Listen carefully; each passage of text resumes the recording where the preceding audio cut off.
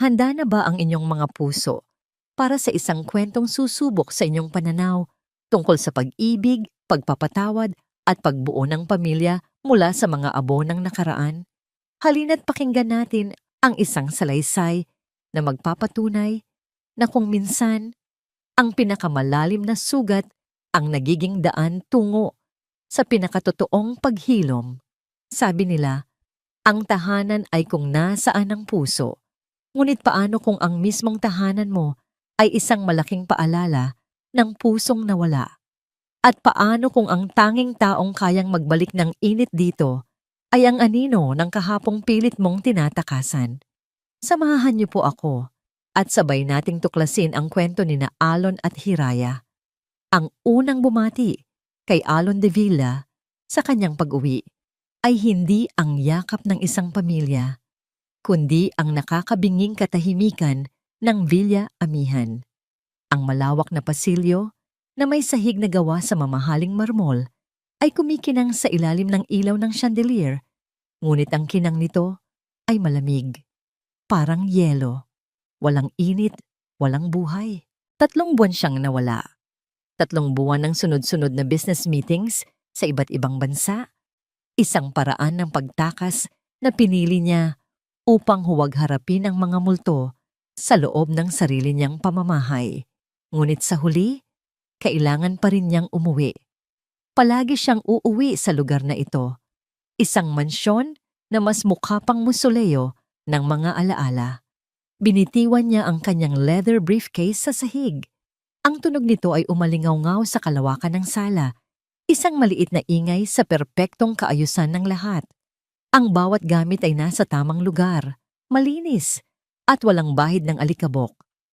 Ngunit ang kaayusang yon ay hindi nagdulot ng kapayapaan sa kanya. Bagkus ay lalo lang nitong ipinamukha ang kawalan. Ito ang tahanang binuo niya para kay Liwayway. Ang bawat sulok ay may bakas ng kanyang nangiti, ng kanyang halakhak. Ngunit 2 taon na ang nakalipas, mula nang ang mga ngiting iyon ay naging mga litrato na lamang sa pader, at ang kanyang halakhak ay naging isang alaalang unti-unting pinipiga ang puso ni Alon. Napabuntong hininga siya. Ang pagod ng biyahe ay dumagan sa kanyang mga balikat. Pamilyar ang bigat na ito. Hindi lamang pagod ng katawan, kundi pagod ng kaluluwa. Papasok na sana siya sa kanyang silid-aklatan nang isang tunog ang pumukaw sa kanyang pansin. Isang halakhak. Hindi. 2 magkaibang halakhak. Ang isa ay matinis at puno ng inosenteng saya, ang tawa ng isang bata.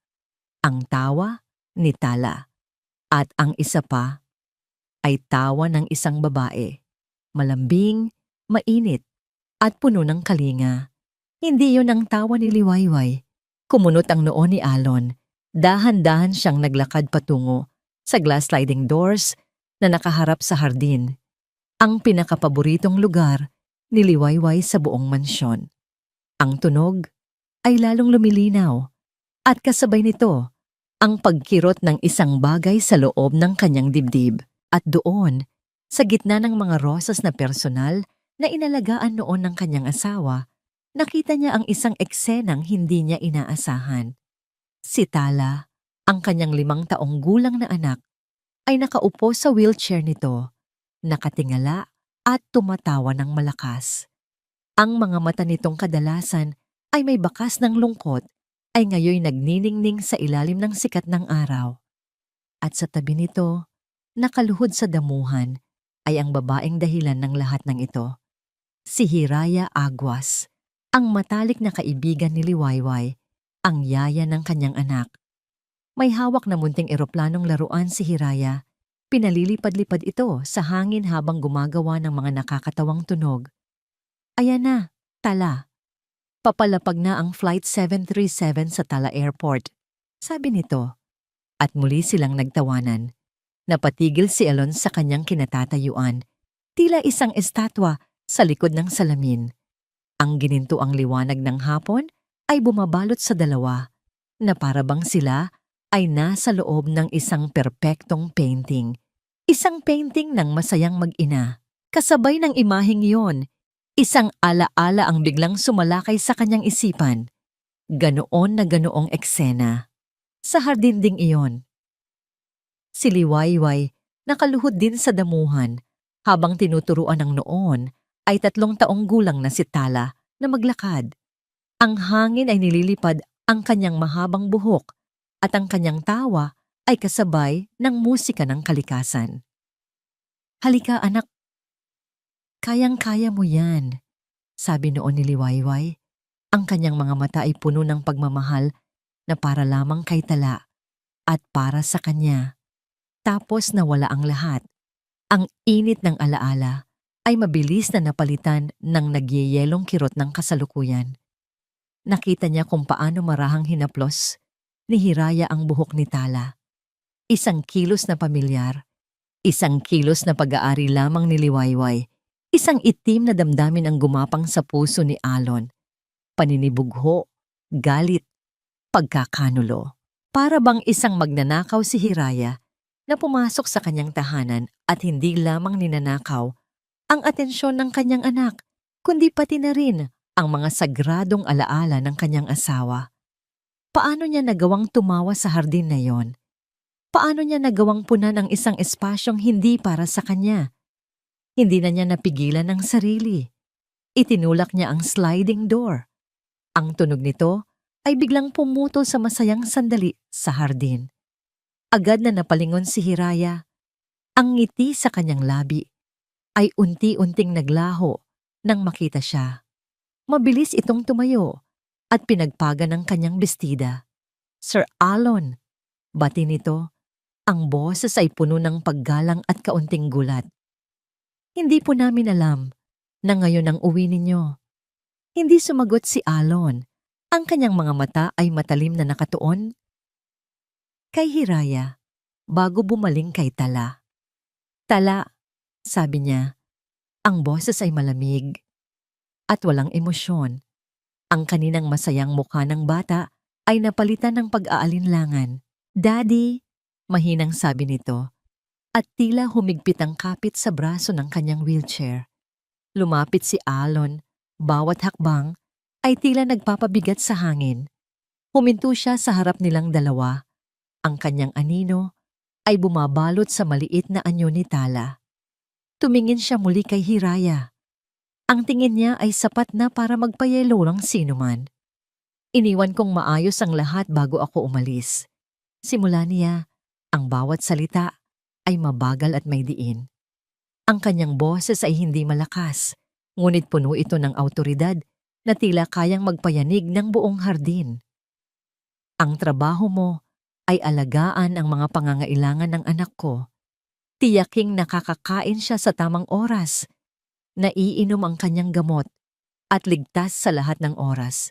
Iyon ang usapan. Naramdaman ni Hiraya ang panginginig ng kanyang mga kamay. Pinilit niyang magsalita ng mahinahon. Sir, iyon po ang ginagawa ko.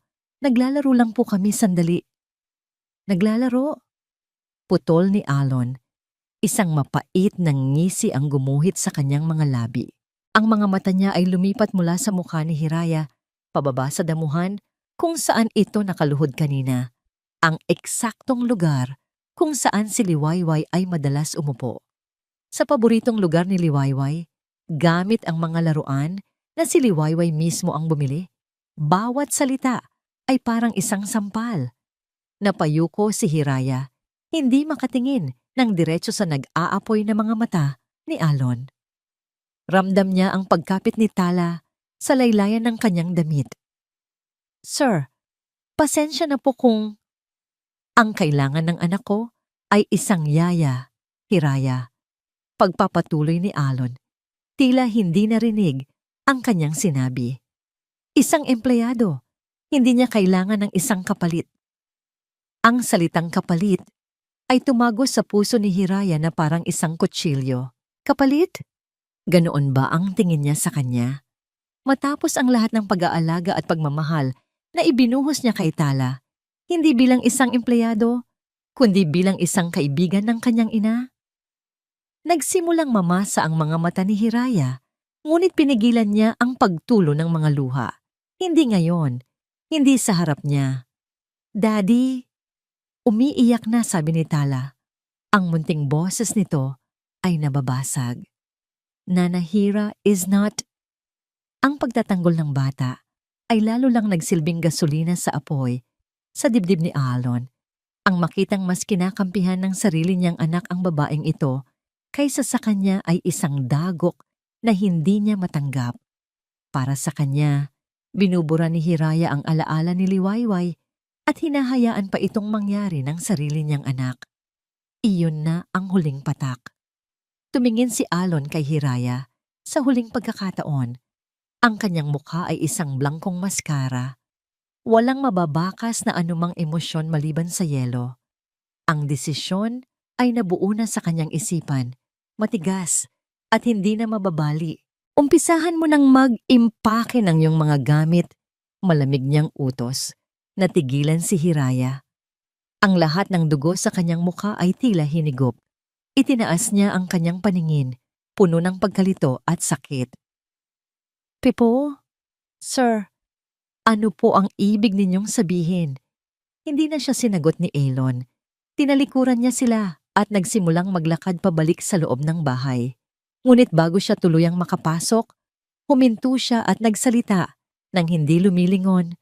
Ang boses niya ay kasing lamig ng hangin sa hating gabi. Tapos na ang serbisyo mo dito. You're fired. Isang sandali ng katahimikan. Umalis ka bukas na bukas ng umaga. Pagkasabi noon, pumasok na si Alon sa loob, isinara ang sliding door at iniwan sina Hiraya at Tala sa hardin. Ang init ng hapon ay tila biglang naglaho at ang hardin na puno ng buhay kanina ay naging isang malamig at malungkot na lugar. Saksi sa isang pusong sinira ng isang desisyong isinilang mula sa sarili nitong pighati. Ang mga salitang iyon ay humiwas sa hangin at nanatili doon, nakabitin na parang isang hatol. Umalis ka bukas na bukas ng umaga. Para kay Hiraya, ang bawat salita ay isang dagok na yumanig sa buong pagkatao niya. Hindi niya namalayan kung gaano katagal siyang nakatayo sa hardin. Yakap-yakap ang umiiyak na si Tala matapos pumasok ni Alon sa loob. Ang tanging alam niya ay unti-unting lumamig ang hangin at ang ginintuang kulay ng hapon ay dahan-dahang nilamon ng kulay abo ng papalapit na gabi. Ang pag-iimpake ay isang mabagal at masakit na ritual. Ang kanyang silid sa Villa Amihan ay maliit lamang kumpara sa ibang mga kwarto, ngunit para sa kanya, ito ay naging isang santuwaryo. Bawat bagay na inilalagay niya sa loob ng luma niyang maleta ay may kasamang alaala. Isang maliit na drawing na may sulat kamay ng bata. Para kay Nana Hira, ang pinakamagaling sa lahat. Hinaplos niya ang papel. Halos maramdaman pa ang init ng kamay ni Tala nung ibinibigay ito sa kanya. Inilagay niya ito sa ibabaw ng kanyang mga damit na maingat na nakatupi. Isang maliit na bato na hugis puso. Pinulot nila sa dalampasigan nung minsan silang namasyal. Para hindi ka malungkot, sabi noon ni Tala. Paanong hindi siya malulungkot ngayon? Isinara niya ang maleta, kasabay ng pagsasara ng isang kabanata ng kanyang buhay na akala niya ay magiging isang bagong simula. Hindi galit ang nararamdaman niya para kay Aylon. Hindi pa. Ang nangingibabaw ay isang malalim, nakalulunod na pighati. Pighati para kay Tala na muling mawawalan at pighati para sa sarili na muling kailangang mag-umpisa sa wala. Bago siya tuluyang umalis, dumaan siya sa silid ni Tala. Ang bata ay mahimbing nang natutulog, ngunit kahit sa pagtulog, baka sa mukha nito ang pamamaga ng mga mata mula sa pag-iyak. Marahan siyang naupo sa gilid ng kama. Hinaplos niya ang malambot na buhok nito. Tala anak, bulong niya, ang boses ay nanginginig. Kailangan munang umalis ni Nana. Pero pangako, hindi kita kalilimutan ha. Maging mabait ka kay daddy mo. Huwag kang magpapagutom. Isang butil ng luha ang pumatak mula sa kanyang mata at tumama sa kamay ng bata. Mabilis niya itong pinunasan. Hindi niya kayang gisingin ito. Hindi niya kayang harapin ang mga mata nitong magtatanong kung bakit. Idinikit niya ang kanyang labi sa noo ng bata para sa isang huling halik. Isang halik na puno ng pasasalamat, pagmamahal, at isang paalam na hindi niya kayang bigkasin. Pagkatapos ay tumayo siya at tahimik na lumabas ng silid, iniwan ang isang piraso ng kanyang puso sa loob nito. Ang Villa Amihan ay mas tahimik kaysa dati nang lisanin niya ito. Bawat anino sa pasilyo ay tila nagmamasid. Bawat pag-click ng kanyang takong sa marmol na sahig ay isang paalala na siya ay isang dayuhan sa lugar na ito. Pagdating niya sa malaking pinto, hindi na siya lumingon pa. Mot kwang lang dai, amtan tay doy, taptrong bao kong dyan ben trong biek tu. Narinig ni Alon ang mahinang tunog ng pagsara ng pinto sa ibaba. Nakatayo siya sa teres ng kanyang silid, hawak ang isang baso ng alak, nakatingin sa kadiliman ng gabi. Tapos na, may isang bahagi sa kanya na nakaramdam ng ginhawa. Ang kaayusan ay naibalik na. Ang anino ni Hiraya ay wala na sa hardin ni Liwayway. Wala nang banta sa mga alaala ng kanyang asawa. Iyon ang sinasabi niya sa kanyang sarili. Iyon ang pilit niyang pinaniniwalaan. Ngunit bakit parang mas lumawak ang mansyon? Bakit parang mas naging mabigat ang hangin? Iwinaksin niya ang mga tanong sa kanyang isipan at inubos ang laman ng kanyang baso. Disiplina. Iyon ang kailangan niya. Iyon ang kailangan ni Tala. Ang disiplinang yun ay unang nasubok kinagabihan. Nana, Hira. Narinig ni Alon ang mahinang ungol mula sa baby monitor. Pumasok siya sa silid ni Tala at nakita itong hindi mapakali sa kanyang pagkakahiga. I'm here, Tala. It's Daddy, mahinang sabi niya. Minulat ng bata ang kanyang mga mata. Sa una ay may pagkalito, pagkatapos ay paghahanap. Nanahira, tanong nito. Ang boses ay inaantok pa. Umupo si Alon sa kama. Sinubukan niyang gayahin ang paraan ng pag-alo na nakikita niya kay Hiraya. Nanahira had to leave, son. Matulog ka na ulit. Pero sa halip na pumikit, tuluyang nagising ang diwa ni Tala. Leave? Where did she go? Babalik siya, di ba, Daddy? Isang buhol ang tila na buo sa lalamunan ni Alon. Hindi na, anak. Tayo na lang dalawa. Iyon ang maling sinabi. Ang mukha ni Tala ay unti-unting nagbago. Mula sa pagtataka, naging pag-aalala, at nauwi sa takot. Umiling-iling ito. No! I want Nanahira. Tawagan mo siya, Daddy. Please! At doon nagsimula ang isang gabing hindi malilimutan ni Alon de Villa. Ang unang pagsubok ay ang hapunan. Nagluto ang kanilang kasambahay ng paboritong sopas ni Tala. Ngunit nang subukan itong isubo ni Alon sa bata, mariin itong umiling at itinabig ang kutsara. Ayoko. Sinanahira lang. Tala, stop this nonsense. You have to eat. Maring sabi ni Alon, ang pasensya ay unti-unting nauubos. No, I want Nana. Sigaw ng bata at sa isang iglap, tinabig nito ang buong mangkok. Kumalat ang mainit na sopas sa mesa at sa sahig. Napasigaw sa inis si Alon, isang bagay na hindi niya kailanman ginawa sa harap ng kanyang anak. Ang sigaw na yon ang nagtulak kay Tala sa bingit ng pagkasindak. Ang paghinga ng bata ay naging mabilis at mababaw. Ang mga mata nito ay nanlalaki sa takot. Nakatingin hindi kay Alon, kundi sa isang bagay na tila siya lang ang nakikita. Nana, hindi ako makahinga. Nana. Biglang namutla si Alon. Hindi ito ordinaryong pag-iyak. Ito ay isang panic attack. Tala. Tala. Look at me. Breathe, son. Ngunit hindi na siya naririnig ng bata. Ang mga kamay nito ay nanginginig, mahigpit na nakakapit sa wheelchair. Napuno ng takot, binuhat ni Alon ang kanyang anak at mabilis na tinawagan ng kanilang family doctor. Ilang minuto lang, dumating si Dr. Ramirez, isang matandang lalaki na nakasaksi sa paglaki ni Alon. Nakita niya ang gulo sa dining room, ang takot sa mukha ni Alon, at ang nanginginig na katawan ni Tala. Matapos niyang pakalmahin ang bata, gamit ang isang mild sedative at suriin ang vital signs nito, hinarap niya si Alon na may seryosong mukha. Anong nangyari dito, Alon? He had a tantrum. He was looking for his nanny. Hirap na paliwanag ni Alon. Umiling si Dr. Ramirez. Hindi ito simpleng tantrum. This is separation anxiety compounded by trauma. Alam mong delikado. Para sa kondisyon ng puso niya ang matinding stress. Nasaan si Hiraya? Nag-iwas ng tingin si Alon. I let her go.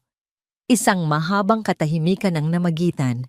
Tumingin si Dr. Ramirez kay Alon na para bang hindi niya ito kilala. You did what? Alon, si Hiraya ay hindi lang isang yaya para sa batang iyan. She is his anchor. Mula nang mawala si Liwayway at mangyari ang aksidente, siya ang naging mundo ni Tala. At basta mo na lang siyang inalis? She was overstepping her boundaries. Katwiran ni Alon, kahit siya mismo ay hindi na naniniwala sa sarili niyang mga salita. Boundaries? Sarkastikong sabi ng doktor. Ang pagmamahal ba ay may boundary, Alon? Nakikita mo ba ang epekto ng pagtatakda mo ng boundaries sa anak mo? Itinuro niya ang natutulog na si Tala. Kung magpapatuloy ito, hindi lang emosyon niya ang masisira. Baka pati ang pisikal niyang kalusugan ay bumigay. Tumingin si Alon sa kanyang anak. Ang maputlang mukha, ang mga bakas ng luha. Isang matinding pagsisisi ang gumapang sa kanyang dibdib, malamig at mabigat. Tama ang doktor. Nagkamali siya. Isang malaking pagkakamali. Huminga ng malalim si Dr. Ramirez. Ang kanyang boses ay naging mas mariin at walang paligoy-ligoy. This is not a suggestion, Alon. This is a medical advice. Kung ayaw mong malagay sa mas matinding panganib ang buhay ng anak mo, huminto ang doktor. Tinitigan si Alon ng diretso sa mata upang siguruhing naiintindihan niya ang bigat ng bawat salita. Tawagan mo ang yaya na yon para bumalik. Agad-agad. Tawagan mo siya. Agad-agad. Ang mga salita ni Dr. Ramirez ay umalingaw-ngaw sa isipan ni Alon na parang isang sirang plaka. Matapos umalis ng doktor, naiwan siyang nakatayo sa gitna ng sala, napapalibutan ng katahimikan at ng bigat ng kanyang pagkakamali. Ang kanyang kayabangan, ang kanyang pagiging hari sa Villa Amihan, ay gumuho sa loob lamang ng ilang oras. Kinuha niya ang kanyang telepono. Hinanap niya ang pangalan ni Hiraya sa kanyang mga contact. Ngunit habang nakatitig siya sa screen, tila nagyelo ang kanyang mga daliri. Anong sasabihin niya? Bumalik ka dahil kailangan ka ng anak ko matapos kitang palayasin ng walang dahilan? Ang pait ng kahihiyan ay mas masahol pa sa alak na ininom niya kanina. Binaba niya ang telepono. Hindi ito pwedeng idaan sa isang tawag lang. May mga pagkakamaling kailangang itama ng harapan. Gaano man ito kahirap, ito ay isa sa mga yon. Kinuha niya ang susi ng kanyang kotse. Sa unang pagkakataon sa loob ng 2 taon, may gagawin siyang isang bagay na labag sa kanyang kalooban. Hindi para sa negosyo, hindi para sa sarili, kundi para sa kanyang anak. Ibababa niya ang kanyang korona at luluhod kung kinakailangan. Ang pagmamaneho mula sa marangyang subdibisyon ng Villa Amihan patungo sa lugar kung saan nakatira si Hiraya ay parang paglalakbay sa 2 magkaibang mundo. Ang malalapad at malilinis na kalsada ay unti-unting naging makikitid na eskinita.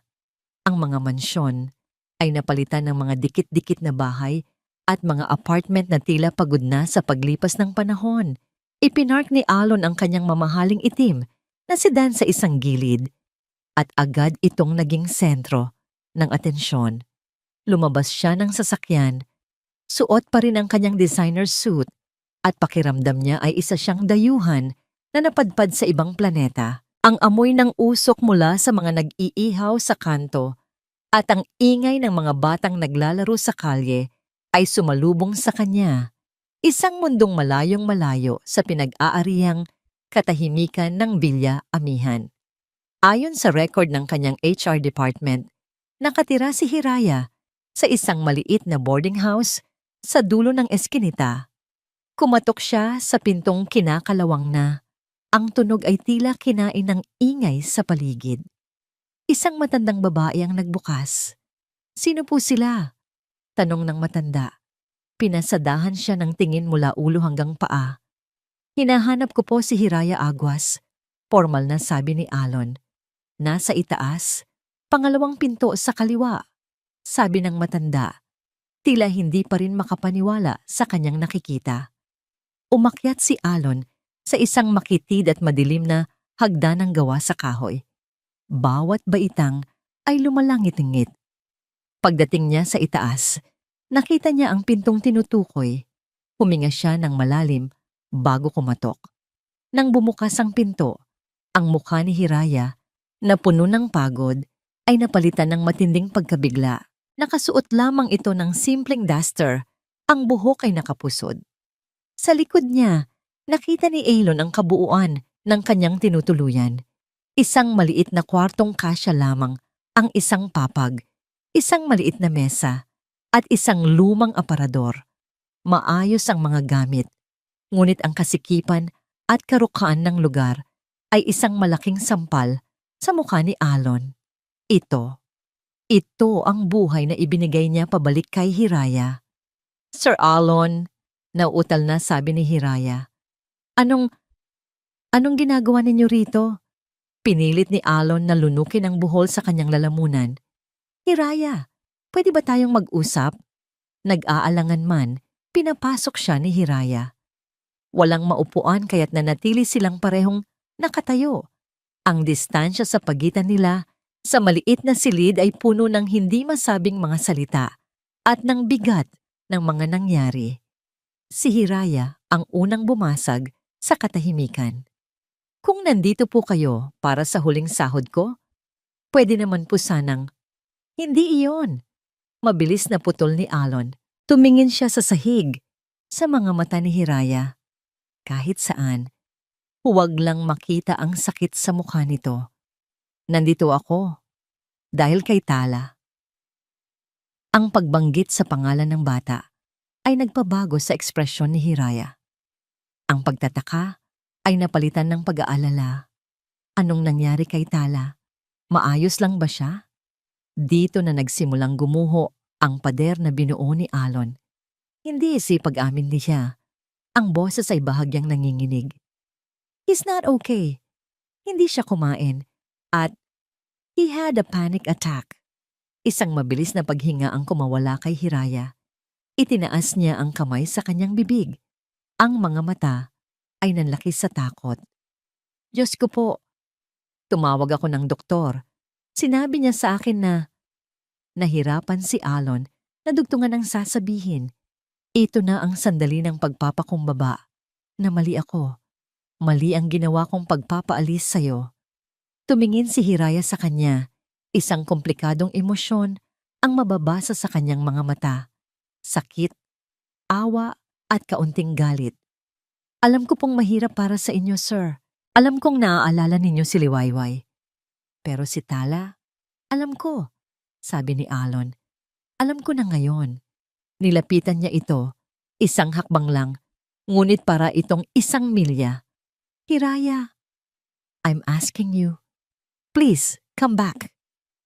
Hindi ito isang utos, isa itong pakiusap, isang mahabang katahimikan. Tumingin si Hiraya sa maliit na bintana ng kanyang silid, tila tinitimbang ang lahat. Ang sakit na idinulot ni Alon, ang pagmamahal niya para kay Tala, ang sarili niyang kapakanan. Kung babalik ako, mahinang sabi ni Hiraya, hindi na magiging katulad ng dati. I know, mabilis na sagot ni Alon. Humarap si Hiraya sa kanya, ang kanyang mga mata ay may bagong determinasyon. Gagawin ko ito para kay Tala.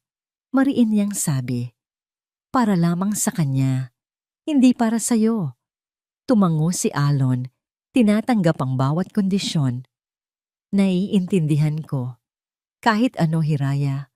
Just, please, he needs you. Ang pagbabalik sa Villa Amihan ay tahimik. Walang nagsasalita sa loob ng kotse. Pagdating nila sa mansyon, sinalubong sila ng isang kasambahay na may bakas ng ginhawa sa muka. Nasa silid po niya si Sir Tala. Gising po, sabi ng kasambahay kay Hiraya. Hindi na nag-aksaya ng panahon si Hiraya. Mabilis siyang umakyat sa hagdan. Naiwan si Alon sa ibaba. Pinapanood siyang maglaho sa pasilyo. Ilang sandali pa, isang tunog ang umabot sa kanyang pandinig mula sa itaas. Ang mahinang pag-iyak ng isang bata na unti-unting napalitan ng mga salitang, "Nanahira, nagbalik ka." Napapikit si Alon. Isang pakiramdam ng napakalaking ginhawa ang bumalot sa kanya. Mula sa kanyang kinatatayuan, tahimik siyang nakinig sa dahan-dahang pagkalma ng kanyang anak sa mga bisig ng babaeng ilang oras lang ang nakalipas ay itinaboy niya. Sa sandaling iyon, tinanggap niya ang katotohanan. Kailangan niya si Hiraya. Kailangan siya ng kanilang tahanan. Isang babasaging kapayapaan ang nagsimulang bumalot sa Villa Amihan. Ngunit ang kapayapaan ay sadyang marupok. Habang nakatayo si Alon sa paanan ng hagdan, isang ugong ng makina ang pumutol sa katahimikan ng gabi. Isang pamilyar na tunog. Isang pares ng matitingkad na headlight ang tumutok sa malaking pinto ng mansyon. Huminto ang isang mamahaling puting kotse. Bumukas ang pinto nito. Isang babaeng nakasuot ng eleganteng pulang bestida ang lumabas. Ang kanyang buhok ay perpektong nakaayos at ang kanyang mga labi ay may mapang-akit na pulang kolorete. Lumakad ito papalapit sa pinto na para bang pag-aari niya ang lugar. Sa kanyang mukha ay may isang matamis, ngunit may kalkuladong ngambong ngiti. Si Clara Ilustre, ang nakababatang kapatid ni Liwayway. Nang marinig ni Hiraya ang papalapit na sasakyan, kasalukuyan niyang pinupunasan ng maligamgam na bimpo ang mukha ni Tala. Ang bata, na kalmado na sa wakas, ay nakasandal sa kanyang dibdib. Ang mga mata ay mabigat na sa antok. Ang marupok na kapayapaan sa silid ay tila isang manipis na salamin. At ang ugong ng sasakyan sa labas, ang unang bitak dito. Hindi niya pinansin. Ang mahalaga ay si Tala. Sige na, matulog ka na. Malambing niyang bulong, habang marahang inaayos ang kumot ng bata. Ngunit ilang sandali pa, narinig niya ang mga yabag sa hagdan. Isang pamilyar na bigat ng yabag ni Alon at isa pang mas magaan, mas matinis na tunog ng takong na hindi niya kilala. Naramdaman niya ang pag-igting ng kanyang mga balikat. Isang bisita? Sa ganitong oras ng gabi? Nagkunwari siyang abala sa pag-aayos ng mga unan ni Tala nang bumukas ang pinto. Pumasok si Alon at sa likod nito ay isang babaeng tila sinag ng buwan sa gitna ng kadiliman. Maputi, balingkinitan, at nakasuot ng isang damit na mas nagpatingkad sa perpekto niyang hubog. Ang mukha nito ay parang isang anghel, ngunit ang mga matang tumingin sa kanya ay matalas at mapanuri. "Clara," sabi ni Elon, ang boses ay pagod. "This is Hiraya, Tala's nanny." Ngumiti si Clara, isang ngiting kasing perpekto ng kanyang mukha. "Oh, I know her. Kumusta ka na, Hiraya? You were Ate Liwayway's best friend, right?" Ang paraan ng pagkakasabi nito sa best friend ay may bahid ng pangungutya na tila isa itong titulong hindi karapat-dapat para sa kanya. Tumango lamang si Hiraya. "Clara, magandang gabi. Nabalitaan ko ang nangyari kay Tala, kaya ako dumiretso dito." Sabi ni Clara, ang atensyon ay nasa kay Alon na. Ang kanyang boses ay puno ng pag-aalala, ngunit ang kanyang mga mata ay nanatiling malamig. I was so worried, Kuya Alon. Dapat tinawagan mo ako kaagad. Nilapitan ni Clara ang kama at tiningnan si Tala. Hinaplos nito ang buhok ng bata. Isang kilos na pilit at hindi natural. Kawawa naman ang pamangkin ko. He needs family around him. Lalo na ngayon. Ang diin sa salitang pamilya ay isang malinaw na patama. Naramdaman ni Hiraya na tila lumiit ang silid. Siya ang extra. Siya ang tagalabas. Kinabukasan, ang pakiramdam na yon ay lalong tumindi. Maagang gumising si Hiraya para ihanda ang almusal ni Tala. Habang matiyaga niya itong sinusubuan ng hiniwang prutas, pumasok si Clara sa dining hall. Suot ang isang mamahaling silk robe. Mukha itong bagong ligo at ang bango ng kanyang pabango ay kumalat sa buong silid. Tinatabunan ng amoy ng sinangag at kape. "Good morning!" Masayang bati nito. Hinalikan niya si Alon sa pisngi bago umupo sa tabi ni Tala.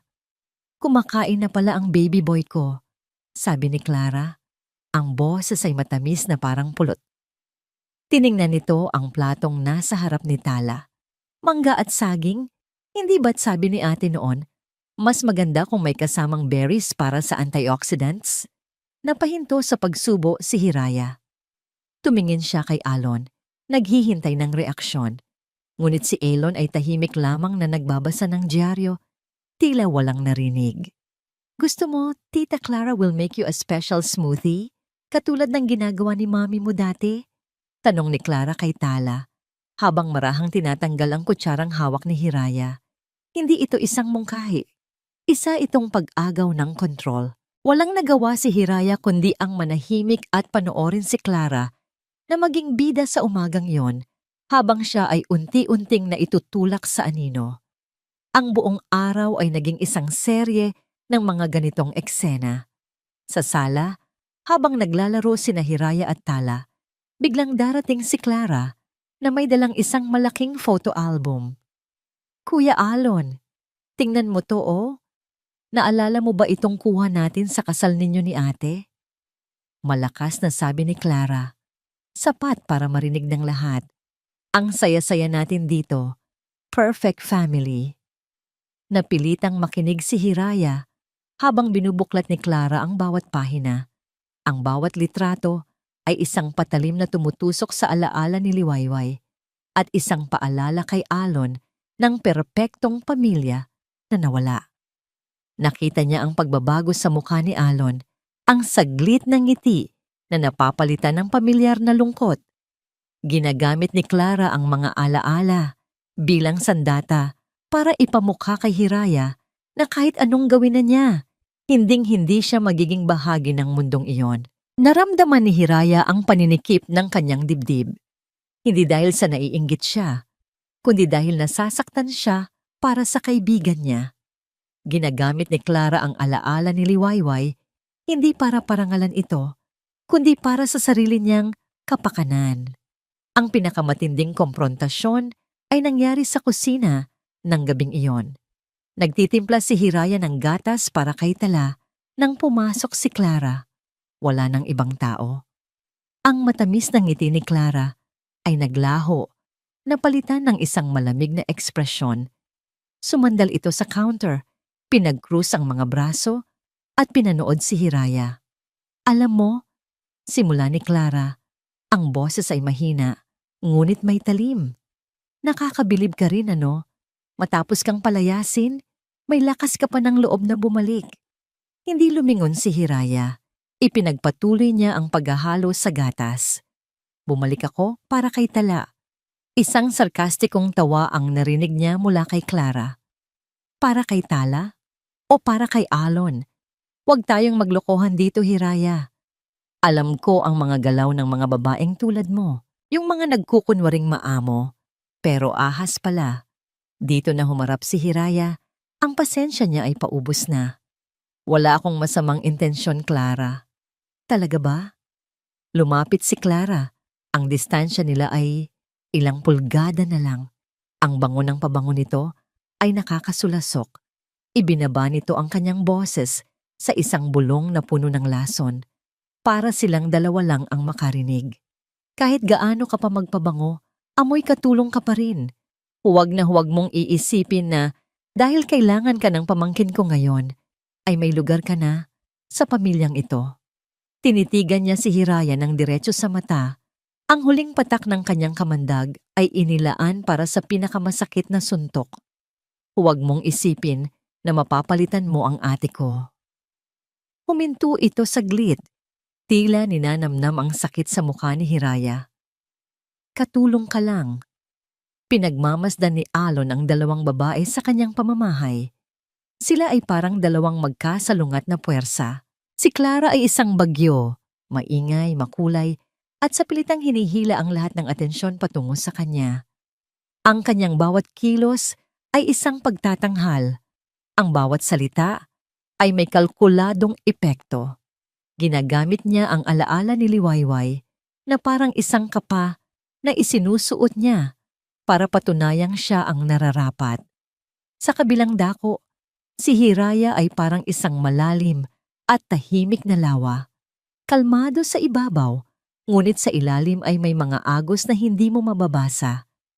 Ang kanyang presensya ay hindi humihihingi ng atensyon. Ito ay simpleng nariyan lamang. Isang tahimik na haligi na sumusuporta sa mundo ng kanyang anak.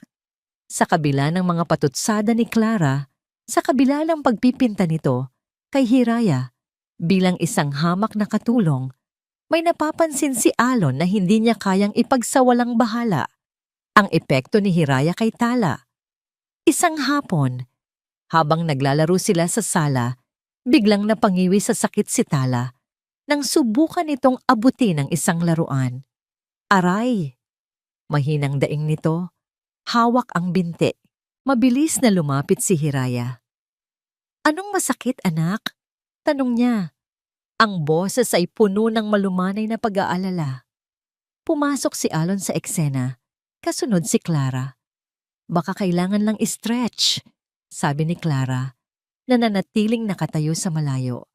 Ngunit lumuhod si Hiraya sa tabi ng wheelchair at marahang hinawakan ng binti ng bata. Dito ba? Ituro mo kay Nana. Itinuro ni Tala ang isang bahagi ng kanyang sakong. Sa ilalim ng medyas nito, may isang maliit na sugat na nagsisimulang mamula. Kailangan palitan ang benda, sabi ni Hiraya at tumingin kay Alon. Sir, pwede po bang tulungan ninyo akong buhatin siya papunta sa sofa para mas madali kong malinisan? Sa sandaling iyon, walang Liwayway, walang Clara. Mayroon lamang isang praktikal na pangangailangan. Tumango si Alon. Maingat niyang binuhat ang magaan na katawan ni Tala habang ginagawa ni Hiraya ang kanyang gawain, paglilinis ng sugat, paglalagay ng gamot, at pagpapalit ng benda ng may kahusayan at pag-iingat na pilitang magtrabaho si Alon kasama niya. Hinawakan niya ang kamay ni Tala para hindi ito malikot. Ang kanilang mga kamay ay saglit na nagdikit. Naramdaman ni Alon ang kalyo sa mga daliri ni Hiraya. Mga kamay na sanay sa trabaho, hindi tulad ng malalambot na kamay ni Liwayway at Clara. May naamoy siyang banayad na amoy mula rito. Hindi pa bango, kundi simpleng sabon. Isang amoy na malinis at totoo. Tumingala si Hiraya sa kanya, isang saglit na pasasalamat sa kanyang mga mata, at muling ibinalik ang atensyon kay Tala. Ayan, tapos na. Masakit pa ba? Umiling si Tala at ngumiti. Salamat po, Nanahira. Napatitig si Alon sa eksena. Isang tahimik na pagtutulungan, isang sandali ng purong pag-aalaga na walang halong pagkukunwari. Tumingin siya kay Clara na abala sa pagtingin sa kanyang telepono, tila naiinip, at isang bagay ang luminaw sa isipan ni Alon. Si Clara ay narito para sa kanya, ngunit si Hiraya ay narito para kay Tala. Nang gabing iyon, sinubukan ni Clara na bawiin ang atensyon ni Alon. Pumasok ito sa kanyang silid-aklatan, dala ang 2 kopita ng wine. Suot nito ang isang itim na bestidang mas nagpapatingkad sa hubog ng kanyang katawan. Mukhang pagod na pagod ka, Kuya Alon. Malambing nitong sabi habang iniaabot ang isang kopita. Maraming trabaho, maikling sagot ni Alon. Hindi inaalis ang tingin sa mga dokumentong nasa kanyang mesa. Umupo si Clara sa gilid ng kanyang mesa, isang kilos na masyadong malapit. Alam mo, hindi mo kailangang suluhin ang lahat. Nandito naman ako, para sa'yo at para kay Tala. Marahan niyang hinaplos ang braso ni Alon. Alam kong namimiss mo si ate. Namimiss ko rin siya. Siguro, kung nandito siya, gusto niyang maging masaya ka ulit. Ang haplos na yon ay hindi nagdulot ng aliw. Bagkus, naramdaman ni Alon na tila siya ay sinasakal. Ang imahe ng tahimik na pagtutulungan nila ni Hiraya kanina ay biglang sumagi sa kanyang isipan at ang kilos ni Clara ay nagmukhang mura at desperado. Marahan niyang inalis ang kamay nito. Clara, pagod ako. Kailangan kong tapusin ito. Ang nanangiti sa labi ni Clara ay bahagyang naglaho, ngunit mabilis niya itong ibinalik. Sige, magpahinga ka na rin mamaya, sabi nito bago lumabas. Naiwan si Alon sa katahimikan, ngunit ang kanyang isipan ay magulo.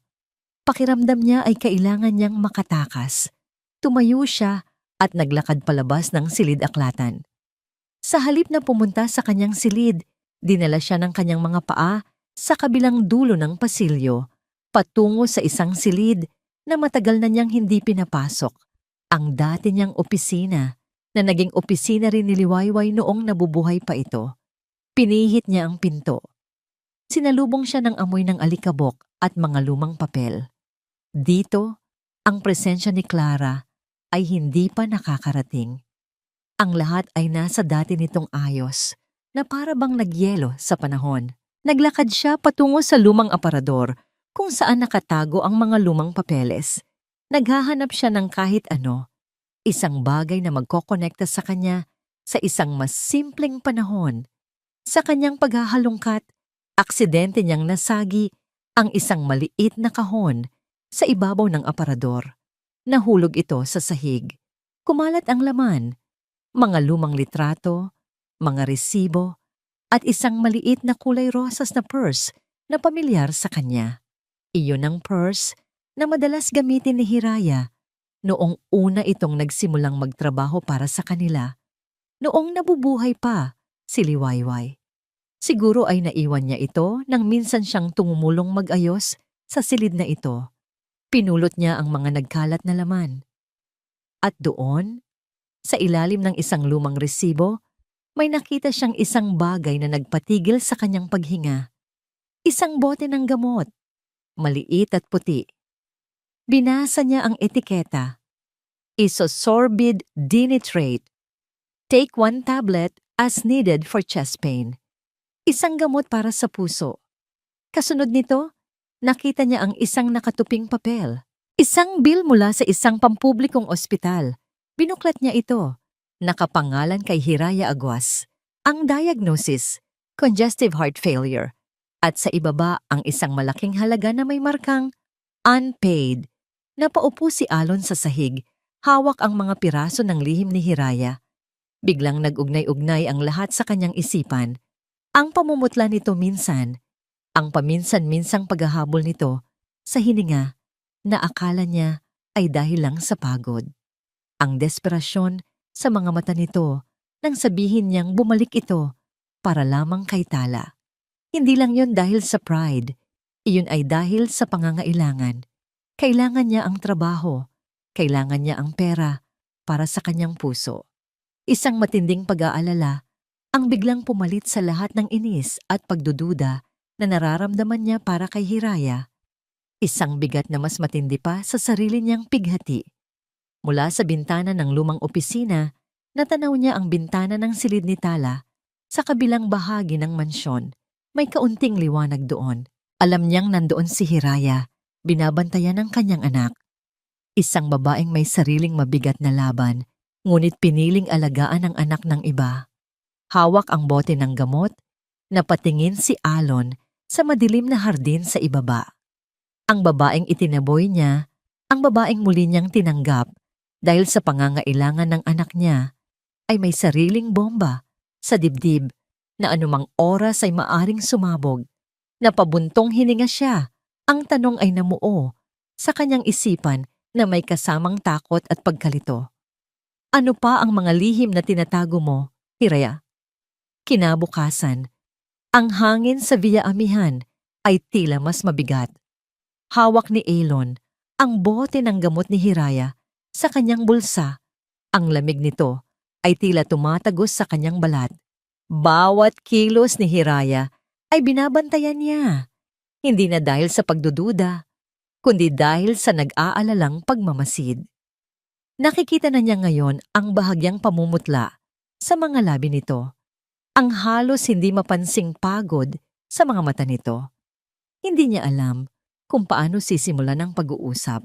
Paano mo tatanungin ang isang tao tungkol sa isang lihim na hindi niya kailanman binalak na ibahagi? Ang pagkakataon ay dumating ng hapon ding iyon. Inutusan ni Alon si Clara na samahan si Tala sa physical therapy session nito.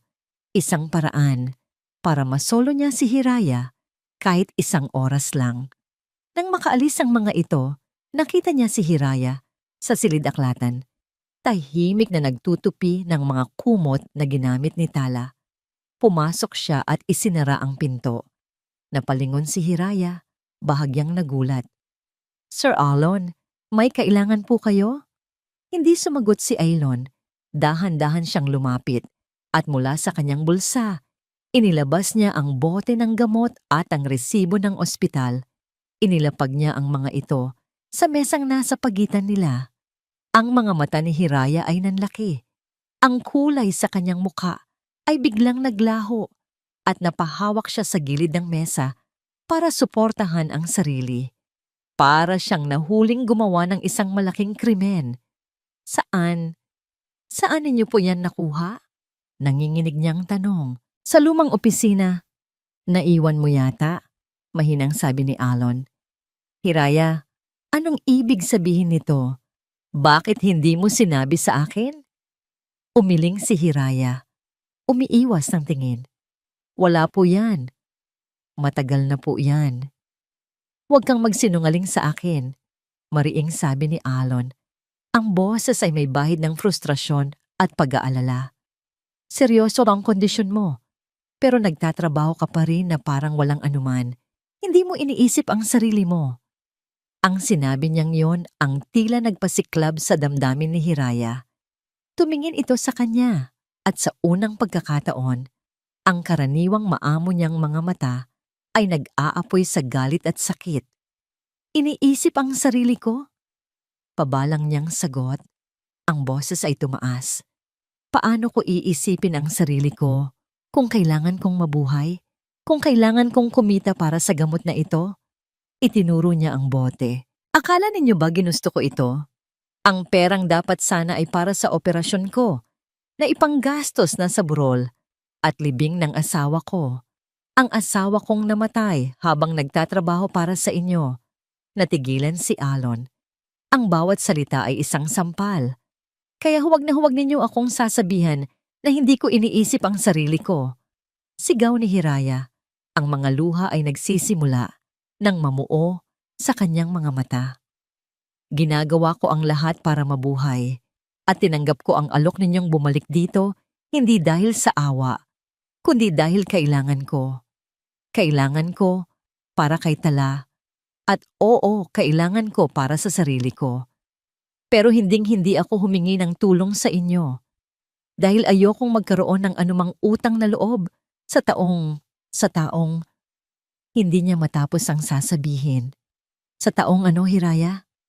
Hamon ni Alon, nasasaktan sa mga salitang naririnig. Sigaw ni Hiraya at tinalikuran siya. Isang matinding tensyon ang bumalot sa silid. Pagsisisi, galit, sakit. Ang lahat ay naghalo-halo. Gusto ni Alon na pagaanin ang loob nito, ngunit alam niyang anumang sabihin niya ay magmumukha lamang itong awa. Magpahinga ka muna, mahinang sabi ni Alon. Ako na ang bahala sa lahat, sa bayarin sa ospital. Hindi ko kailangan ng pera ninyo, matigas na sabi ni Hiraya. Nakatalikod pa rin. Lumabas si Alon ng silid-aklatan. Gulong-gulo ang isip at pasan ang isang bigat na hindi niya inaasahan. Naiwan si Hiraya na nanginginig, nakasandal sa estante ng mga libro. Ang galit na naramdaman niya ay unti-unting napalitan ng pagod. Napaupo siya sa sahig, yakap ang kanyang mga tuhod. Bakit kailangan pa nitong malaman? Ang tanging gusto niya ay magtrabaho ng tahimik, alagaan si Tala, at makaipon. Ngunit ngayon, ang kanyang kahinaan ay lantad na. Matapos ang ilang minuto, pinilit niyang tumayo. Kailangan niyang maging matatag para sa sarili niya. Pinunasan niya ang kanyang mga luha. Kailangan niyang ibalik sa tamang lugar ang mga gamit ni Tala. Pumunta siya sa lumang opisina kung saan sinabi ni Alon na nakita ang kanyang mga gamit. Baka may iba pa siyang naiwan doon. Ang silid ay madilim at amoy luma. Binuksan niya ang ilaw. Sa ibabaw ng mesa ni Alon, nakita niya ang isang lumang laptop. Nakabukas pa. Siguro ay ginamit ito ni Alon kagabi. Aalisin na sana niya ang mga libro sa tabi nito nang aksidenteng matabig ng kanyang siko ang touchpad. Nag-ilaw ang screen at lumabas ang isang folder ng mga lumang file. Ang kanyang mga mata ay naagaw ng isang pangalan ng file sa pinakaibabaw ng listahan, isang audio file. Ang pangalan, Urgent. Lino. Si Lino, ang kanyang asawa. Biglang bumilis ang tibok ng kanyang puso. Anong ginagawa ng pangalan ng asawa niya sa laptop ni Elon? Dahil sa hindi maipaliwanag na kuryosidad na tila itinutulak ng tadhana, idinoble-click niya ang file. Isang sandali ng katahimikan. Pagkatapos, isang pamilyar na tunog ng malakas na buhos ng ulan at kulog ang pumuno sa silid. At kasunod nito, ang boses ni Alon. Ngunit hindi ito ang kalmadong boses na kilala niya. Ito ay isang boses na iritado, galit at puno ng pagmamadali. Lino, nasaan ka na ba? Kanina pa kita tinatawagan.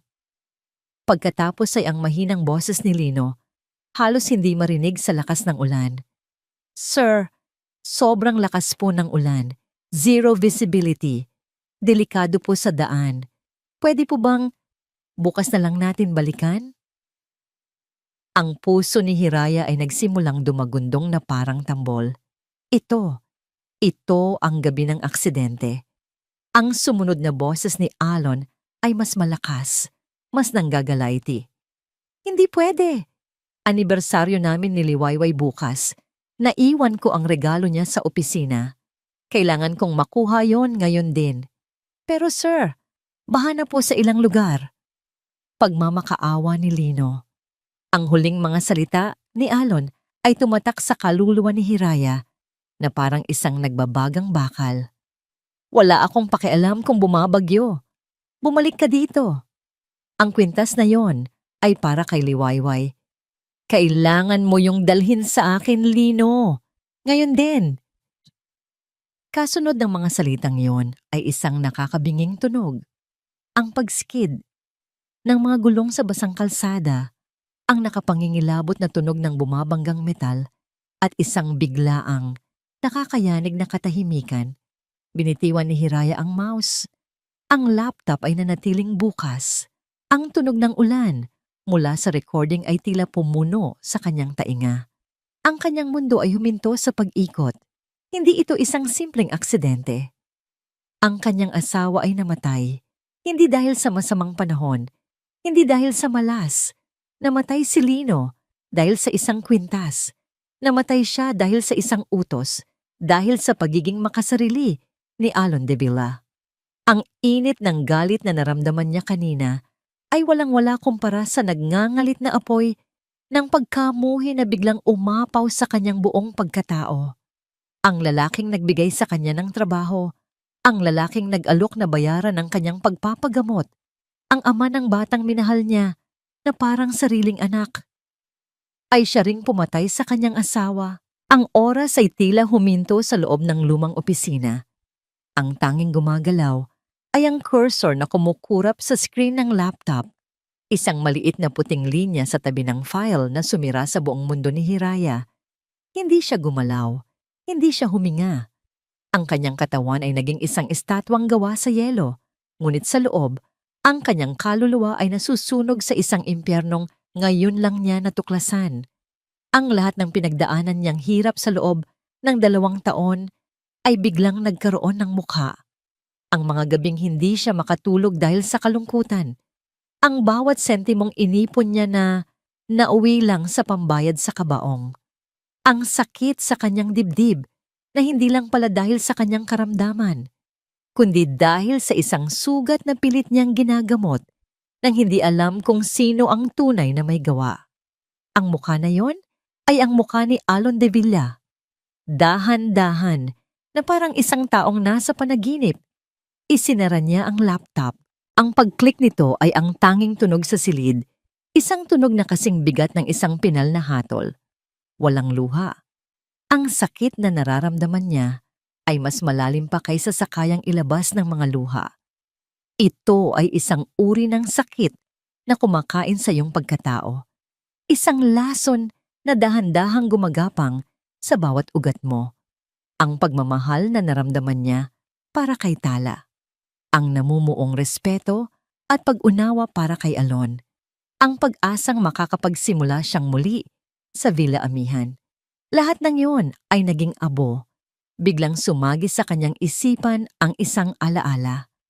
1 linggo bago ang aksidente, nakaupo sila ni Lino sa kanilang maliit na balkonahe, umiinom ng kape habang pinapanood ang paglubog ng araw.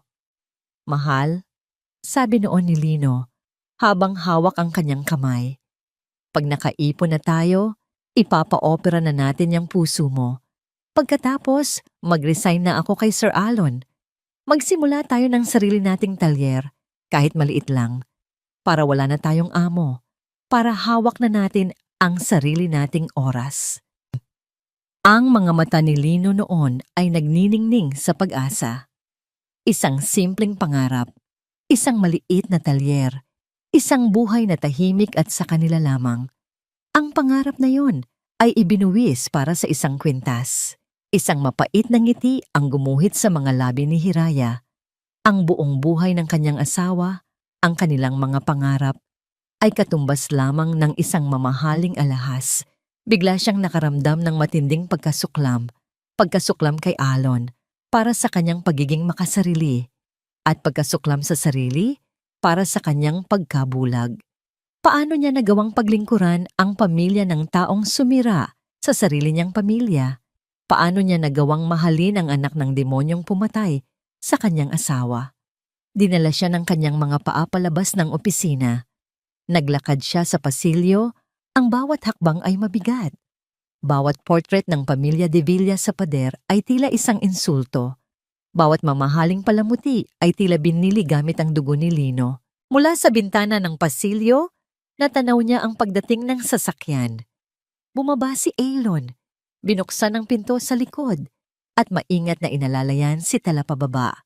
Kasama si Clara na nakasunod. Nakita niya si Alon na ngumiti sa isang sinabi ni Tala. Isang ngiti ng isang mapagmahal na ama. Ngunit ang nakikita na lang ni Hiraya ngayon ay isang maskara. Isang perpektong maskara na nagtatago sa isang halimaw. Ang dating larawan ng isang biyudong puno ng pighati ay napalitan na ngayon ng larawan ng isang berdugo. Ang pakikipag-usap nila kanina sa silid-aklatan, ang alok niyang tulong para sa kanyang operasyon, hindi iyon awa, kundi guilt money, pambayad konsensya. Tumalikod si Hiraya mula sa bintana. Ang kanyang puso ay tumitibok na ngayon, hindi dahil sa sakit, kundi dahil sa isang bagong, malamig na determinasyon.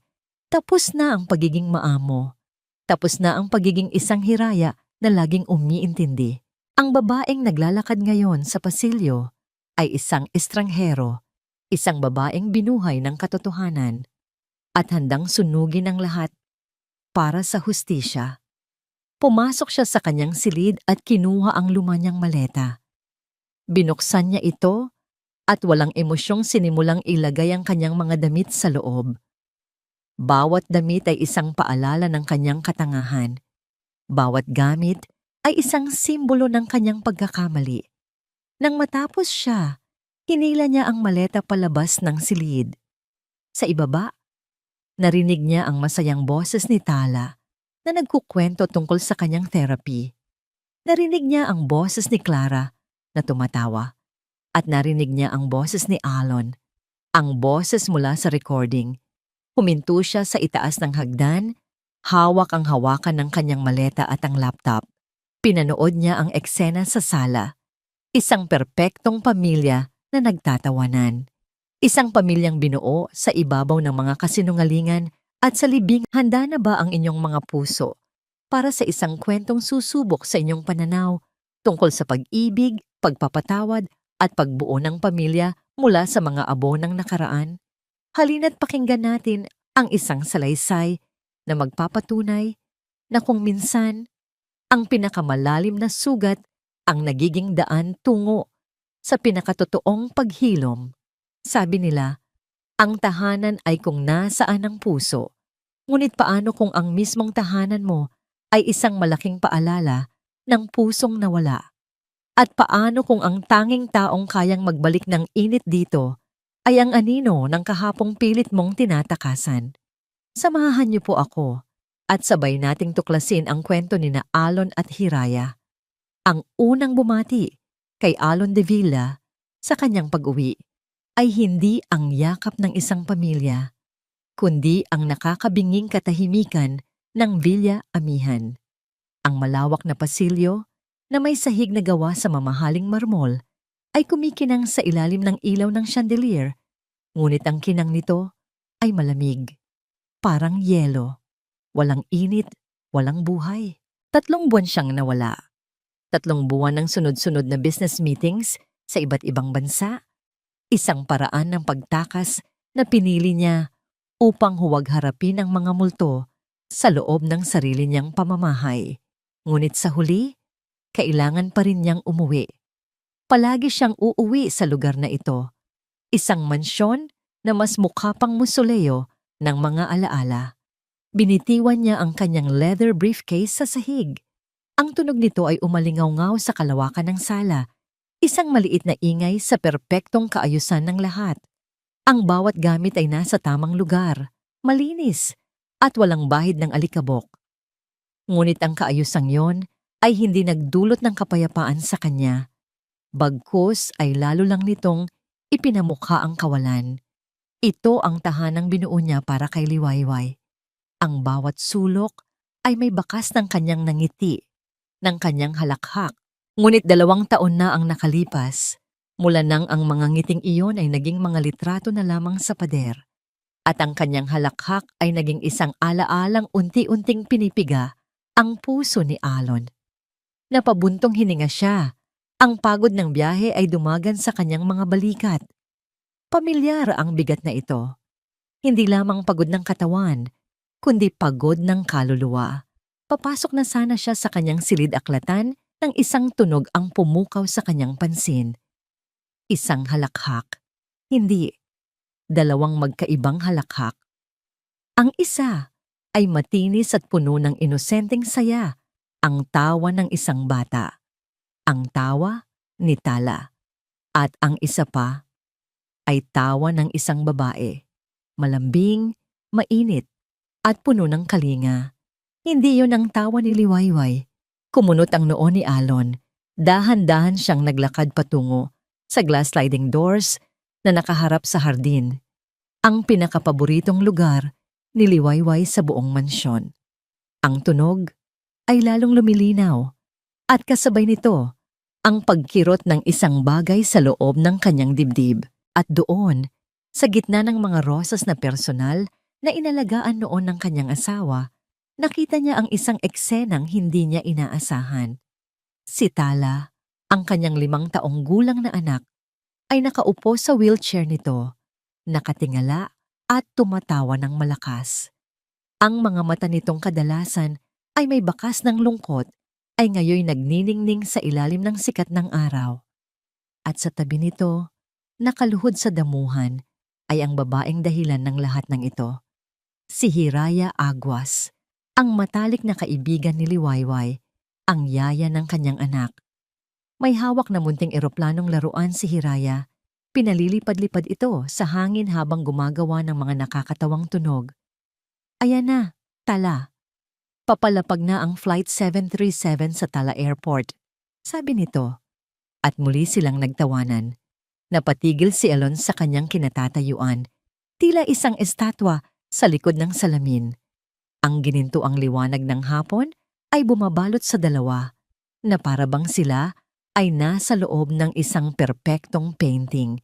Isang painting ng masayang mag-ina. Kasabay ng imaheng yon, isang alaala ang biglang sumalakay sa kanyang isipan. Ganoon na ganoong eksena. Sa hardin ding iyon. Si Liwayway nakaluhod din sa damuhan habang tinuturuan ng noon ay 3 taong gulang na si Tala na maglakad.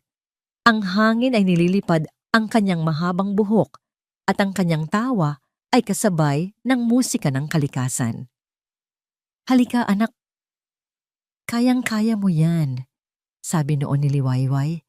Ang kanyang mga mata ay puno ng pagmamahal na para lamang kay Tala at para sa kanya. Tapos nawala ang lahat. Ang init ng alaala ay mabilis na napalitan ng nagyeyelong kirot ng kasalukuyan.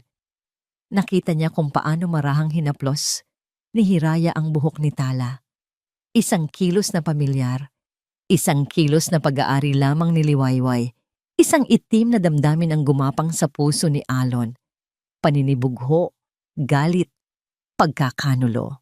Para bang isang magnanakaw si Hiraya na pumasok sa kanyang tahanan at hindi lamang ninanakaw ang atensyon ng kanyang anak, kundi pati na rin ang mga sagradong alaala ng kanyang asawa. Paano niya nagawang tumawa sa hardin na yon?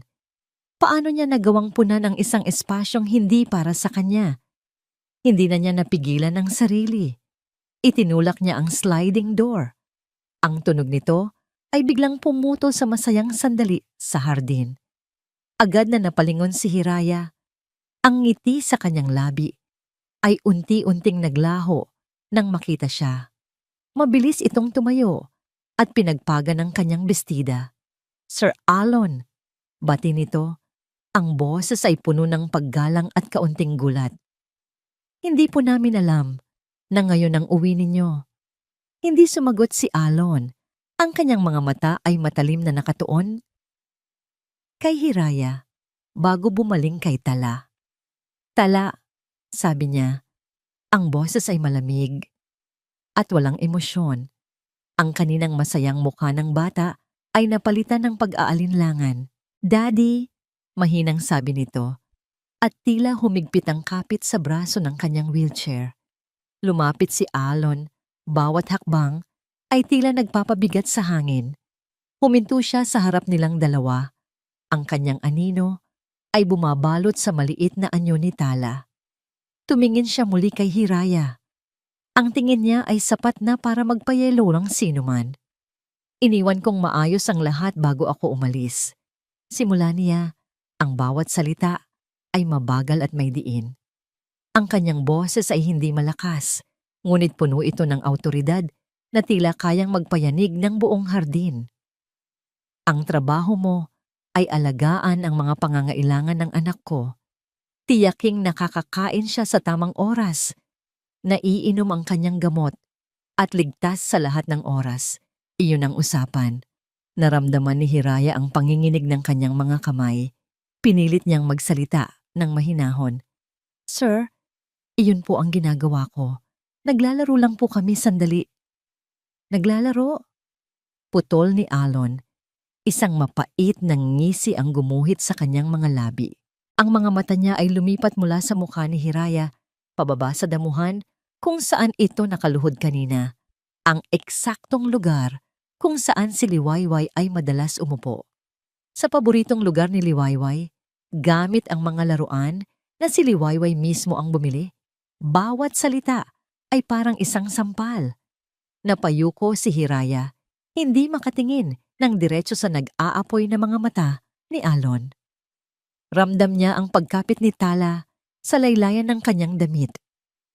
Sir, pasensya na po kung ang kailangan ng anak ko ay isang yaya, Hiraya.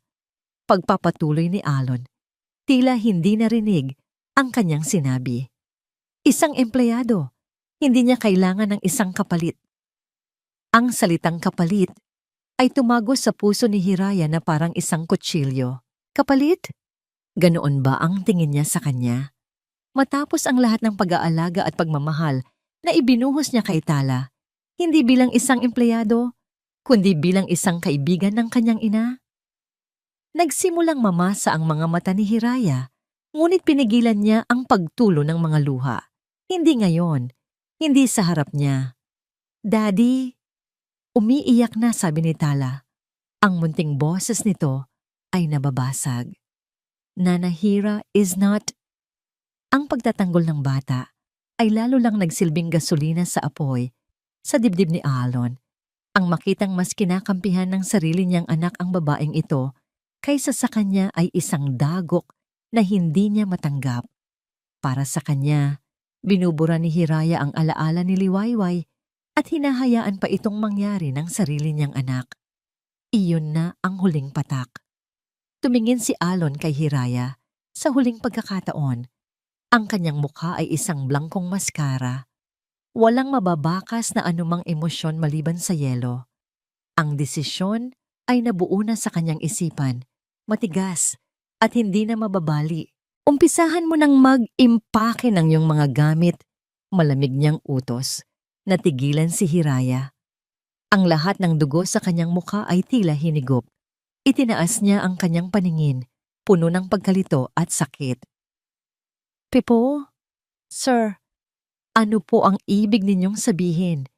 Hindi na siya sinagot ni Elon. Tinalikuran niya sila at nagsimulang maglakad pabalik sa loob ng bahay. Ngunit bago siya tuluyang makapasok, huminto siya at nagsalita nang hindi lumilingon. Ang boses niya ay kasing lamig ng hangin sa hating gabi. Tapos na ang serbisyo mo dito. You're fired. Isang sandali ng katahimikan. Umalis ka bukas na bukas ng umaga. Pagkasabi noon, pumasok na si Alon sa loob, isinara ang sliding door at iniwan sina Hiraya at Tala sa hardin. Ang init ng hapon ay tila biglang naglaho at ang hardin na puno ng buhay kanina ay naging isang malamig at malungkot na lugar. Saksi sa isang pusong sinira ng isang desisyong isinilang mula sa sarili nitong pighati. Ang mga salitang iyon ay humiwas sa hangin at nanatili doon, nakabitin na parang isang hatol. Umalis ka bukas ng umaga. Para kay Hiraya, ang bawat salita ay isang dagok na yumanig sa buong pagkatao niya. Hindi niya namalayan kung gaano katagal siyang nakatayo sa hardin. Yakap-yakap ang umiiyak na si Tala matapos pumasok ni Alon sa loob. Ang tanging alam niya ay unti-unting lumamig ang hangin at ang ginintuang kulay ng hapon ay dahan-dahang nilamon ng kulay abo ng papalapit na gabi. Ang pag-iimpake ay isang mabagal at masakit na ritual. Ang kanyang silid sa Villa Amihan ay maliit lamang kumpara sa ibang mga kwarto, ngunit para sa kanya, ito ay naging isang santuwaryo. Bawat bagay na inilalagay niya sa loob ng luma niyang maleta ay may kasamang alaala. Isang maliit na drawing na may sulat kamay ng bata. Para kay Nana Hira, ang pinakamagaling sa lahat. Hinaplos niya ang papel. Halos maramdaman pa ang init ng kamay ni Tala nung ibinibigay ito sa kanya. Inilagay niya ito sa ibabaw ng kanyang mga damit na maingat na nakatupi. Isang maliit na bato na hugis puso. Pinulot nila sa dalampasigan nung minsan silang namasyal. Para hindi ka malungkot, sabi noon ni Tala. Paanong hindi siya malulungkot ngayon? Isinara niya ang maleta, kasabay ng pagsasara ng isang kabanata ng kanyang buhay na akala niya ay magiging isang bagong simula.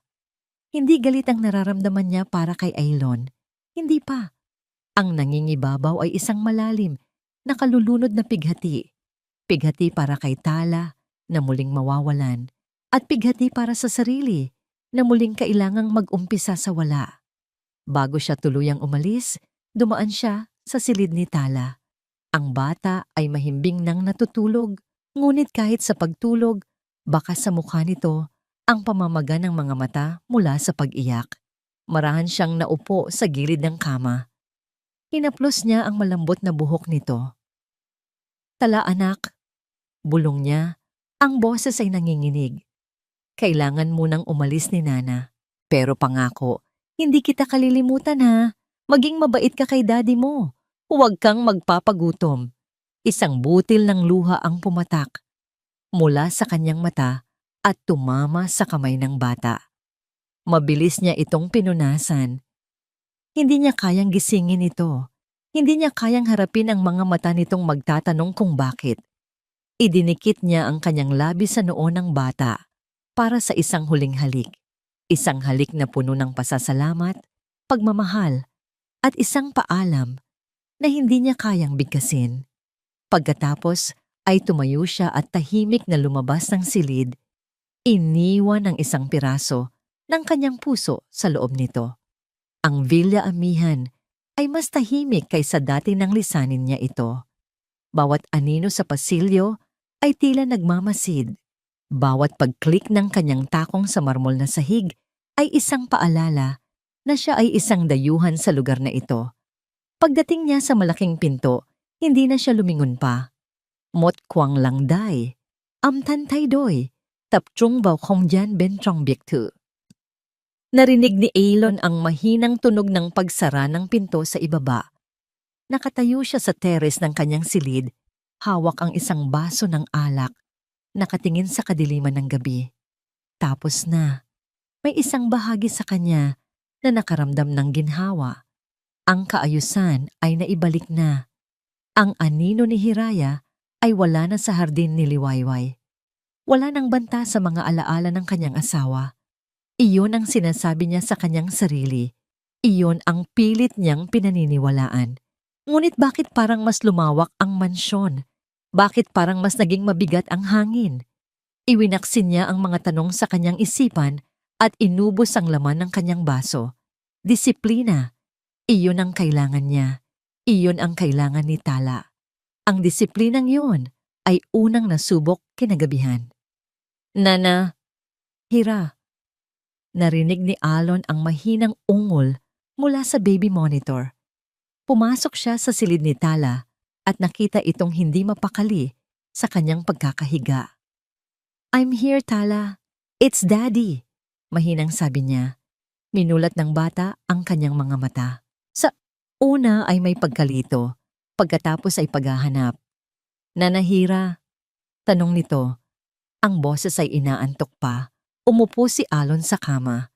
Sinubukan niyang gayahin ang paraan ng pag-alo na nakikita niya kay Hiraya. Nanahira had to leave, son. Matulog ka na ulit. Pero sa halip na pumikit, tuluyang nagising ang diwa ni Tala. Leave? Where did she go?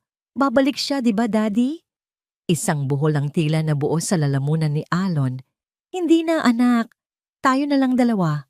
Iyon ang maling sinabi. Ang mukha ni Tala ay unti-unting nagbago. Mula sa pagtataka, naging pag-aalala, at nauwi sa takot. Umiling-iling ito. No! I want Nanahira. Tawagan mo siya, Daddy. Please! At doon nagsimula ang isang gabing hindi malilimutan ni Alon de Villa. Ang unang pagsubok ay ang hapunan. Nagluto ang kanilang kasambahay ng paboritong sopas ni Tala. Ngunit nang subukan itong isubo ni Alon sa bata, mariin itong umiling at itinabig ang kutsara. Ayoko. Si Nanahira lang. Tala, stop this nonsense. You have to eat. Maring sabi ni Alon, ang pasensya ay unti-unting nauubos. No, I want Nana. Sigaw ng bata at sa isang iglap, tinabig nito ang buong mangkok. Kumalat ang mainit na sopas sa mesa at sa sahig. Napasigaw sa inis si Alon, isang bagay na hindi niya kailanman ginawa sa harap ng kanyang anak. Ang sigaw na yon ang nagtulak kay Tala sa bingit ng pagkasindak. Ang paghinga ng bata ay naging mabilis at mababaw. Ang mga mata nito ay nanlalaki sa takot. nakatingin, hindi kay Alon, kundi sa isang bagay na tila siya lang ang nakikita. Nana, hindi ako makahinga. Nana. Biglang namutla si Alon. Hindi ito ordinaryong pag-iyak. Ito ay isang panic attack. Tala! Tala! Look at me. Breathe, son. Ngunit hindi na siya naririnig ng bata. Ang mga kamay nito ay nanginginig, mahigpit na nakakapit sa wheelchair. Napuno ng takot, binuhat ni Alon ang kanyang anak at mabilis na tinawagan ang kanilang family doctor. Ilang minuto lang, dumating si Dr. Ramirez, isang matandang lalaki na nakasaksi sa paglaki ni Alon. Nakita niya ang gulo sa dining room, ang takot sa mukha ni Alon at ang nanginginig na katawan ni Tala. Matapos niyang pakalmahin ang bata gamit ang isang mild sedative at suriin ang vital signs nito, hinarap niya si Alon na may seryosong mukha. Anong nangyari dito, Alon? He had a tantrum. He was looking for his nanny. Hirap na paliwanag ni Alon. Umiling si Dr. Ramirez. Hindi ito simpleng tantrum. This is separation anxiety compounded by trauma. Alam mong delikado. Para sa kondisyon ng puso niya ang matinding stress. Nasaan si Hiraya?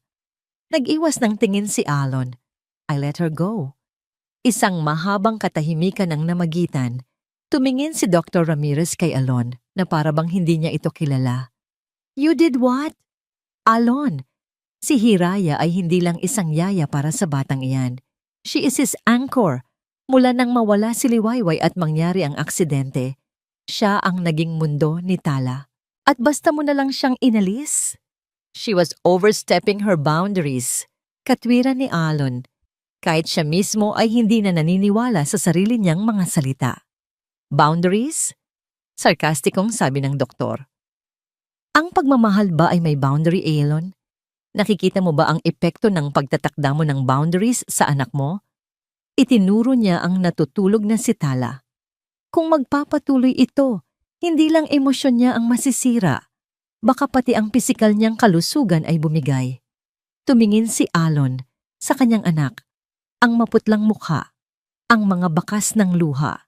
Isang matinding pagsisisi ang gumapang sa kanyang dibdib, malamig at mabigat. Tama ang doktor. Nagkamali siya. Isang malaking pagkakamali. Huminga ng malalim si Dr. Ramirez.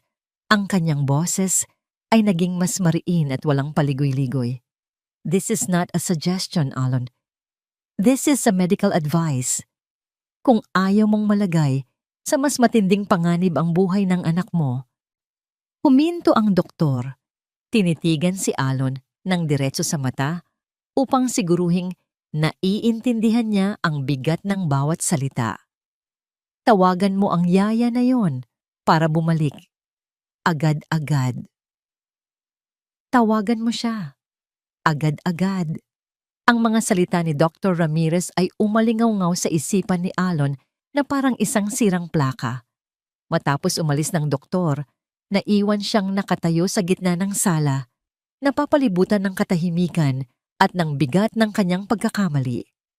Ang kanyang kayabangan, ang kanyang pagiging hari sa Villa Amihan, ay gumuho sa loob lamang ng ilang oras. Kinuha niya ang kanyang telepono. Hinanap niya ang pangalan ni Hiraya sa kanyang mga contact. Ngunit habang nakatitig siya sa screen, tila nagyelo ang kanyang mga daliri. Anong sasabihin niya? Bumalik ka dahil kailangan ka ng anak ko matapos kitang palayasin ng walang dahilan? Ang pait ng kahihiyan ay mas masahol pa sa alak na ininom niya kanina.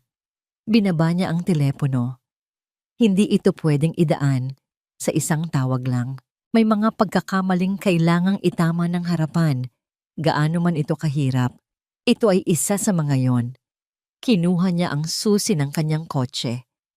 Sa unang pagkakataon sa loob ng 2 taon, may gagawin siyang isang bagay na labag sa kanyang kalooban.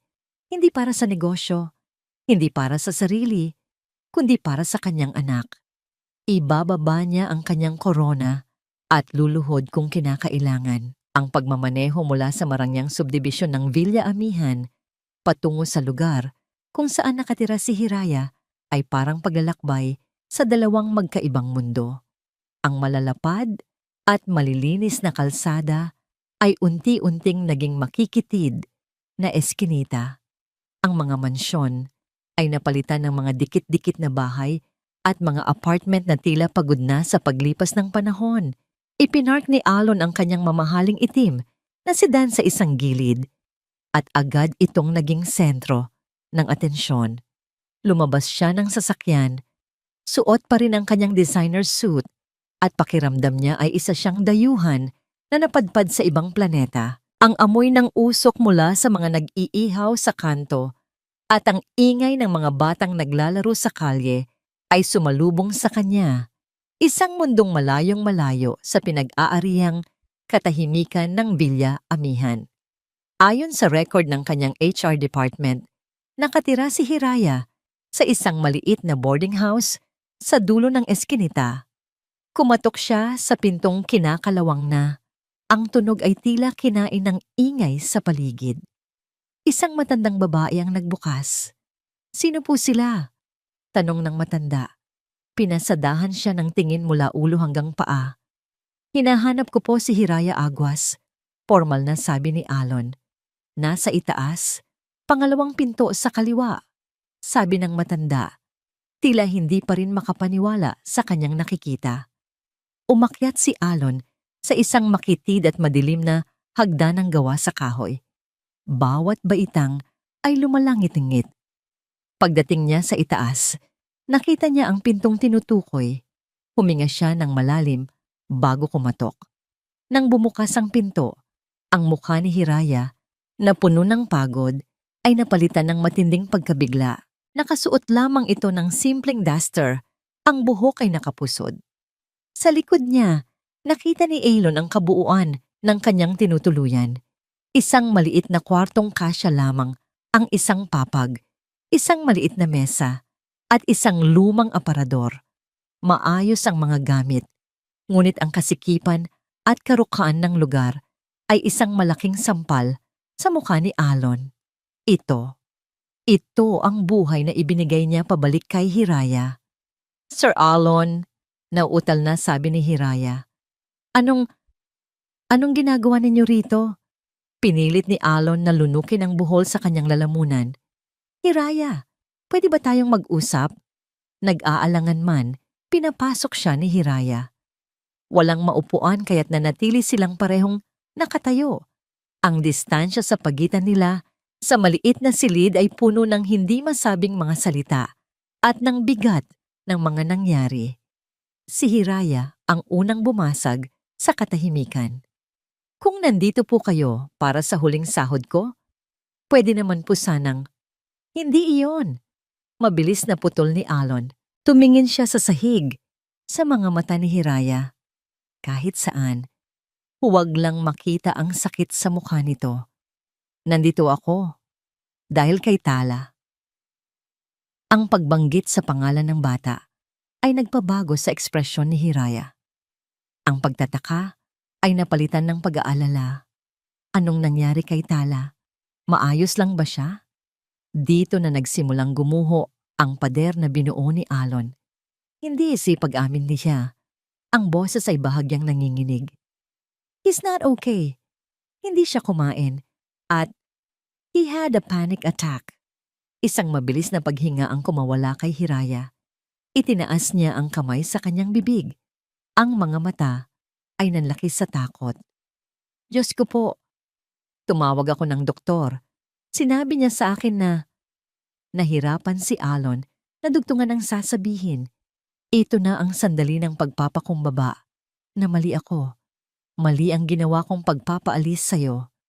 Tumingin si Hiraya sa kanya. Isang komplikadong emosyon ang mababasa sa kanyang mga mata. Sakit, awa at kaunting galit. "Alam ko pong mahirap para sa inyo, sir.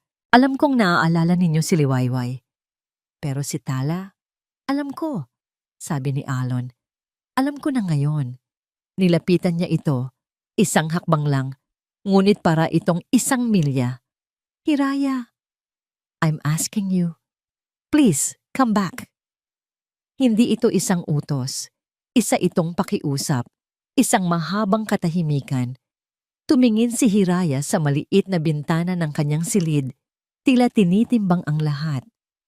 Ang sakit na idinulot ni Alon, ang pagmamahal niya para kay Tala, ang sarili niyang kapakanan. Kung babalik ako, mahinang sabi ni Hiraya, hindi na magiging katulad ng dati. I know, mabilis na sagot ni Alon. Humarap si Hiraya sa kanya. Ang kanyang mga mata ay may bagong determinasyon. Gagawin ko ito para kay Tala. Mariin niyang sabi. Para lamang sa kanya, hindi para sa'yo. Tumango si Alon, tinatanggap ang bawat kondisyon. Naiintindihan ko. Kahit ano, Hiraya. Just, please, he needs you. Ang pagbabalik sa Villa Amihan ay tahimik. Walang nagsasalita sa loob ng kotse. Pagdating nila sa mansyon, sinalubong sila ng isang kasambahay na may bakas ng ginhawa sa muka. Nasa silid po niya si Sir Tala. Gising po, sabi ng kasambahay kay Hiraya. Hindi na nag-aksaya ng panahon si Hiraya. Mabilis siyang umakyat sa hagdan. Naiwan si Alon sa ibaba. Pinapanood siyang maglaho sa pasilyo. Ilang sandali pa, isang tunog ang umabot sa kanyang pandinig mula sa itaas. Ang mahinang pag-iyak ng isang bata na unti-unting napalitan ng mga salitang, "Nanahira, nagbalik ka." Napapikit si Alon, isang pakiramdam ng napakalaking ginhawa ang bumalot sa kanya. Mula sa kanyang kinatatayuan, tahimik siyang nakinig sa dahan-dahang pagkalma ng kanyang anak sa mga bisig ng babaeng ilang oras lang ang nakalipas ay itinaboy niya. Sa sandaling iyon, tinanggap niya ang katotohanan. Kailangan niya si Hiraya. Kailangan siya ng kanilang tahanan. Isang babasaging kapayapaan ang nagsimulang bumalot sa Villa Amihan. Ngunit ang kapayapaan ay sadyang marupok. Habang nakatayo si Alon sa paanan ng hagdan, isang ugong ng makina ang pumutol sa katahimikan ng gabi. Isang pamilyar na tunog. Isang pares ng matitingkad na headlight ang tumutok sa malaking pinto ng mansyon. Huminto ang isang mamahaling puting kotse. Bumukas ang pinto nito. Isang babaeng nakasuot ng eleganteng pulang bestida ang lumabas. Ang kanyang buhok ay perpektong nakaayos at ang kanyang mga labi ay may mapang-akit na pulang kolorete. Lumakad ito papalapit sa pinto na para bang pag-aari niya ang lugar. Sa kanyang mukha ay may isang matamis, ngunit may kalkuladong ngambong ngiti. Si Clara Ilustre, ang nakababatang kapatid ni Liwayway, nang marinig ni Hiraya ang papalapit na sasakyan, kasalukuyan niyang pinupunasan ng maligamgam na bimpo ang mukha ni Tala. Ang bata, na kalmado na sa wakas, ay nakasandal sa kanyang dibdib. Ang mga mata ay mabigat na sa antok. Ang marupok na kapayapaan sa silid ay tila isang manipis na salamin. At ang ugong ng sasakyan sa labas, ang unang bitak dito. Hindi niya pinansin. Ang mahalaga ay si Tala. Sige na, matulog ka na. Malambing niyang bulong, habang marahang inaayos ang kumot ng bata. Ngunit ilang sandali pa, narinig niya ang mga yabag sa hagdan. Isang pamilyar na bigat ng yabag ni Alon at isa pang mas magaan, mas matinis na tunog ng takong na hindi niya kilala. Naramdaman niya ang pag-igting ng kanyang mga balikat. Isang bisita? Sa ganitong oras ng gabi? Nagkunwari siyang abala sa pag-aayos ng mga unan ni Tala nang bumukas ang pinto. Pumasok si Alon at sa likod nito ay isang babaeng tila sinag ng buwan sa gitna ng kadiliman. Maputi, balingkinitan, at nakasuot ng isang damit na mas nagpatingkad sa perpekto niyang hubog. Ang mukha nito ay parang isang anghel, ngunit ang mga matang tumingin sa kanya ay matalas at mapanuri. "Clara," sabi ni Elon, ang boses ay pagod. "This is Hiraya, Tala's nanny." Ngumiti si Clara. isang ngiting kasing perpekto ng kanyang mukha. Oh, I know her. Kumusta ka na, Hiraya? You were Ate Liwayway's best friend, right? Ang paraan ng pagkakasabi nito sa best friend ay may bahid ng pangungutya na tila isa itong titulong hindi karapat-dapat para sa kanya. Tumango lamang si Hiraya. Clara, magandang gabi. Nabalitaan ko ang nangyari kay Tala, kaya ako dumiretso dito. Sabi ni Clara, ang atensyon ay nasa kay Alon na. Ang kanyang boses ay puno ng pag-aalala, ngunit ang kanyang mga mata ay nanatiling malamig. I was so worried, Kuya Alon. Dapat tinawagan mo ako kaagad. Nilapitan ni Clara ang kama at tiningnan si Tala. Hinaplos nito ang buhok ng bata. Isang kilos na pilit at hindi natural. Kawawa naman ang pamangkin ko. He needs family around him. Lalo na ngayon. Ang diin sa salitang pamilya ay isang malinaw na patama. Naramdaman ni Hiraya na tila lumiit ang silid. Siya ang extra. Siya ang tagalabas.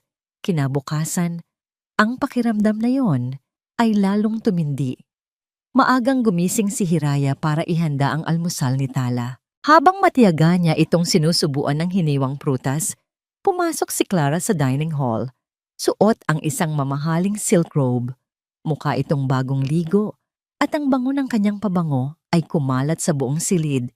Tinatabunan ng amoy ng sinangag at kape. Good morning! Masayang bati nito. Hinalikan niya si Alon sa pisngi bago umupo sa tabi ni Tala. Kumakain na pala ang baby boy ko, sabi ni Clara. Ang boses ay matamis na parang pulot. Tiningnan nito ang platong nasa harap ni Tala. Mangga at saging? Hindi ba't sabi ni ate noon, mas maganda kung may kasamang berries para sa antioxidants? Napahinto sa pagsubo si Hiraya. Tumingin siya kay Alon, naghihintay ng reaksyon. Ngunit si Alon ay tahimik lamang na nagbabasa ng dyaryo, tila walang narinig. Gusto mo, Tita Clara will make you a special smoothie? Katulad ng ginagawa ni Mami mo dati? Tanong ni Clara kay Tala, habang marahang tinatanggal ang kutsarang hawak ni Hiraya. Hindi ito isang mungkahi. Isa itong pag-agaw ng kontrol. Walang nagawa si Hiraya kundi ang manahimik at panoorin si Clara na maging bida sa umagang yon habang siya ay unti-unting naitutulak sa anino. Ang buong araw ay naging isang serye ng mga ganitong eksena. Sa sala, habang naglalaro sina Hiraya at Tala, biglang darating si Clara na may dalang isang malaking photo album. Kuya Alon, tingnan mo to oh. Naalala mo ba itong kuha natin sa kasal ninyo ni ate? Malakas na sabi ni Clara. Sapat para marinig ng lahat. Ang saya-saya natin dito. Perfect family. Napilitang makinig si Hiraya habang binubuklat ni Clara ang bawat pahina. Ang bawat litrato ay isang patalim na tumutusok sa alaala ni Liwayway at isang paalala kay Alon ng perpektong pamilya na nawala. Nakita niya ang pagbabago sa mukha ni Alon, ang saglit ng ngiti na napapalitan ng pamilyar na lungkot. Ginagamit ni Clara ang mga alaala bilang sandata para ipamukha kay Hiraya na kahit anong gawin na niya, hinding-hindi siya magiging bahagi ng mundong iyon. Naramdaman ni Hiraya ang paninikip ng kanyang dibdib. Hindi dahil sa naiinggit siya, kundi dahil nasasaktan siya para sa kaibigan niya. Ginagamit ni Clara ang alaala ni Liwayway, hindi para parangalan ito, kundi para sa sarili niyang kapakanan. Ang pinakamatinding komprontasyon ay nangyari sa kusina ng gabing iyon. Nagtitimpla si Hiraya ng gatas para kay Tala nang pumasok si Clara. Wala nang ibang tao.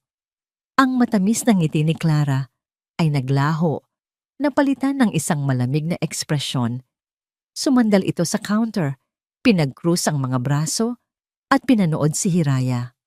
Alam mo, simula ni Clara, ang boses ay mahina, ngunit may talim. Nakakabilib ka rin ano? Matapos kang palayasin, may lakas ka pa ng loob na bumalik. Hindi lumingon si Hiraya. Ipinagpatuloy niya ang paghahalo sa gatas. Bumalik ako para kay Tala. Isang sarkastikong tawa ang narinig niya mula kay Clara. Para kay Tala? O para kay Alon? Huwag tayong maglokohan dito, Hiraya. Alam ko ang mga galaw ng mga babaeng tulad mo. Yung mga nagkukunwaring maamo. Pero ahas pala. Dito na humarap si Hiraya. Ang pasensya niya ay paubos na. Wala akong masamang intensyon, Clara. Talaga ba? Lumapit si Clara. Ang distansya nila ay ilang pulgada na lang. Ang bango ng pabango nito ay nakakasulasok. Ibinaba nito ang kanyang boses sa isang bulong na puno ng lason para silang dalawa lang ang makarinig. Kahit gaano ka pa magpabango, amoy katulong ka pa rin. Huwag na huwag mong iisipin na dahil kailangan ka ng pamangkin ko ngayon, ay may lugar ka na sa pamilyang ito. Tinitigan niya si Hiraya ng diretso sa mata. Ang huling patak ng kanyang kamandag ay inilaan para sa pinakamasakit na suntok. Huwag mong isipin na mapapalitan mo ang ate ko. Huminto ito saglit. Tila ninanamnam ang sakit sa mukha ni Hiraya. Katulong ka lang. Pinagmamasdan ni Alon ang dalawang babae sa kanyang pamamahay. Sila ay parang dalawang magkasalungat na puwersa. Si Clara ay isang bagyo, maingay, makulay, at sa pilitang hinihila ang lahat ng atensyon patungo sa kanya. Ang kanyang bawat kilos ay isang pagtatanghal. Ang bawat salita ay may kalkuladong epekto. Ginagamit niya ang alaala ni Liwayway na parang isang kapa na isinusuot niya para patunayang siya ang nararapat. Sa kabilang dako, si Hiraya ay parang isang malalim at tahimik na lawa. Kalmado sa ibabaw, ngunit sa ilalim ay may mga agos na hindi mo mababasa. Ang kanyang presensya ay hindi humihihingi ng atensyon. Ito ay simpleng nariyan lamang.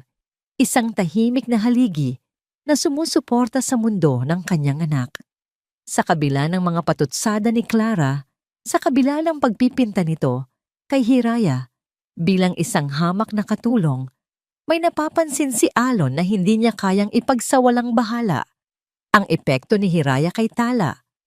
Isang hapon, habang naglalaro sila sa sala, biglang napangiwi sa sakit si Tala nang subukan itong abutin ng isang laruan. Aray! Mahinang daing nito, hawak ang binti. Mabilis na lumapit si Hiraya. Anong masakit, anak? Tanong niya. Ang boses ay puno ng malumanay na pag-aalala. Pumasok si Alon sa eksena, kasunod si Clara. Baka kailangan lang i-stretch, sabi ni Clara, na nanatiling nakatayo sa malayo. Ngunit lumuhod si Hiraya sa tabi ng wheelchair at marahang hinawakan ng binti ng bata. Dito ba? Ituro mo kay Nana. Itinuro ni Tala ang isang bahagi ng kanyang sakong. Sa ilalim ng medyas nito, may isang maliit na sugat na nagsisimulang mamula. Kailangan palitan ang benda, sabi ni Hiraya at tumingin kay Alon. Sir, pwede po bang tulungan ninyo akong buhatin siya papunta sa sofa para mas madali kong malinisan? Sa sandaling iyon, walang Liwayway, walang Clara. Mayroon lamang isang praktikal na pangangailangan. Tumango si Alon. Maingat niyang binuhat ang magaan na katawan ni Tala habang ginagawa ni Hiraya ang kanyang gawain, paglilinis ng sugat, paglalagay ng gamot, at pagpapalit ng benda ng may kahusayan at pag-iingat na pilitang magtrabaho si Alon kasama niya. Hinawakan niya ang kamay ni Tala para hindi ito malikot. Ang kanilang mga kamay ay saglit na nagdikit. Naramdaman ni Alon ang kalyo sa mga daliri ni Hiraya. Mga kamay na sanay sa trabaho, hindi tulad ng malalambot na kamay ni Liwayway at Clara. May naamoy siyang banayad na amoy mula rito. Hindi pa bango, kundi simpleng sabon. Isang amoy na malinis at totoo. Tumingala si Hiraya sa kanya, isang saglit na pasasalamat sa kanyang mga mata, at muling ibinalik ang atensyon kay Tala. Ayan, tapos na. Masakit pa ba? Umiling si Tala at ngumiti. Salamat po, Nanahira. Napatitig si Alon sa eksena. Isang tahimik na pagtutulungan, Isang sandali ng purong pag-aalaga na walang halong pagkukunwari. Tumingin siya kay Clara na abala sa pagtingin sa kanyang telepono, tila naiinip. At isang bagay ang luminaw sa isipan ni Alon. Si Clara ay narito para sa kanya, ngunit si Hiraya ay narito para kay Tala. Nang gabing iyon, sinubukan ni Clara na bawiin ang atensyon ni Alon. Pumasok ito sa kanyang silid-aklatan, dala ang 2 kopita ng wine. Suot nito ang isang itim na bestidang mas nagpapatingkad sa hubog ng kanyang katawan. Mukhang pagod na pagod ka, Kuya Alon. Malambing nitong sabi habang iniaabot ang isang kopita. Maraming trabaho, maikling sagot ni Alon. Hindi inaalis ang tingin sa mga dokumentong nasa kanyang mesa. Umupo si Clara sa gilid ng kanyang mesa, isang kilos na masyadong malapit. Alam mo, hindi mo kailangang suluhin ang lahat. Nandito naman ako, para sa'yo at para kay Tala. Marahan niyang hinaplos ang braso ni Alon. Alam kong namimiss mo si ate. Namimiss ko rin siya. Siguro, kung nandito siya, gusto niyang maging masaya ka ulit. Ang haplos na yon ay hindi nagdulot ng aliw. Bagkus, naramdaman ni Alon na tila siya ay sinasakal. Ang imahe ng tahimik na pagtutulungan nila ni Hiraya kanina ay biglang sumagi sa kanyang isipan. At ang kilos ni Clara ay nagmukhang mura at desperado. Marahan niyang inalis ang kamay nito. Clara, pagod ako. Kailangan kong tapusin ito. Ang nanangiti sa labi ni Clara ay bahagyang naglaho, ngunit mabilis niya itong ibinalik. Sige, magpahinga ka na rin mamaya, sabi nito bago lumabas. Naiwan si Alon sa katahimikan, ngunit ang kanyang isipan ay magulo. Pakiramdam niya ay kailangan niyang makatakas. Tumayo siya at naglakad palabas ng silid-aklatan. Sa halip na pumunta sa kanyang silid, dinala siya ng kanyang mga paa sa kabilang dulo ng pasilyo, patungo sa isang silid na matagal na niyang hindi pinapasok. Ang dati niyang opisina, na naging opisina rin ni Liwayway noong nabubuhay pa ito. Pinihit niya ang pinto. Sinalubong siya ng amoy ng alikabok at mga lumang papel. Dito, ang presensya ni Clara ay hindi pa nakakarating. Ang lahat ay nasa dati nitong ayos na para bang nagyelo sa panahon. Naglakad siya patungo sa lumang aparador kung saan nakatago ang mga lumang papeles. Naghahanap siya ng kahit ano, isang bagay na magkokonekta sa kanya sa isang mas simpleng panahon. Sa kanyang paghahalungkat, aksidente niyang nasagi ang isang maliit na kahon sa ibabaw ng aparador. Nahulog ito sa sahig.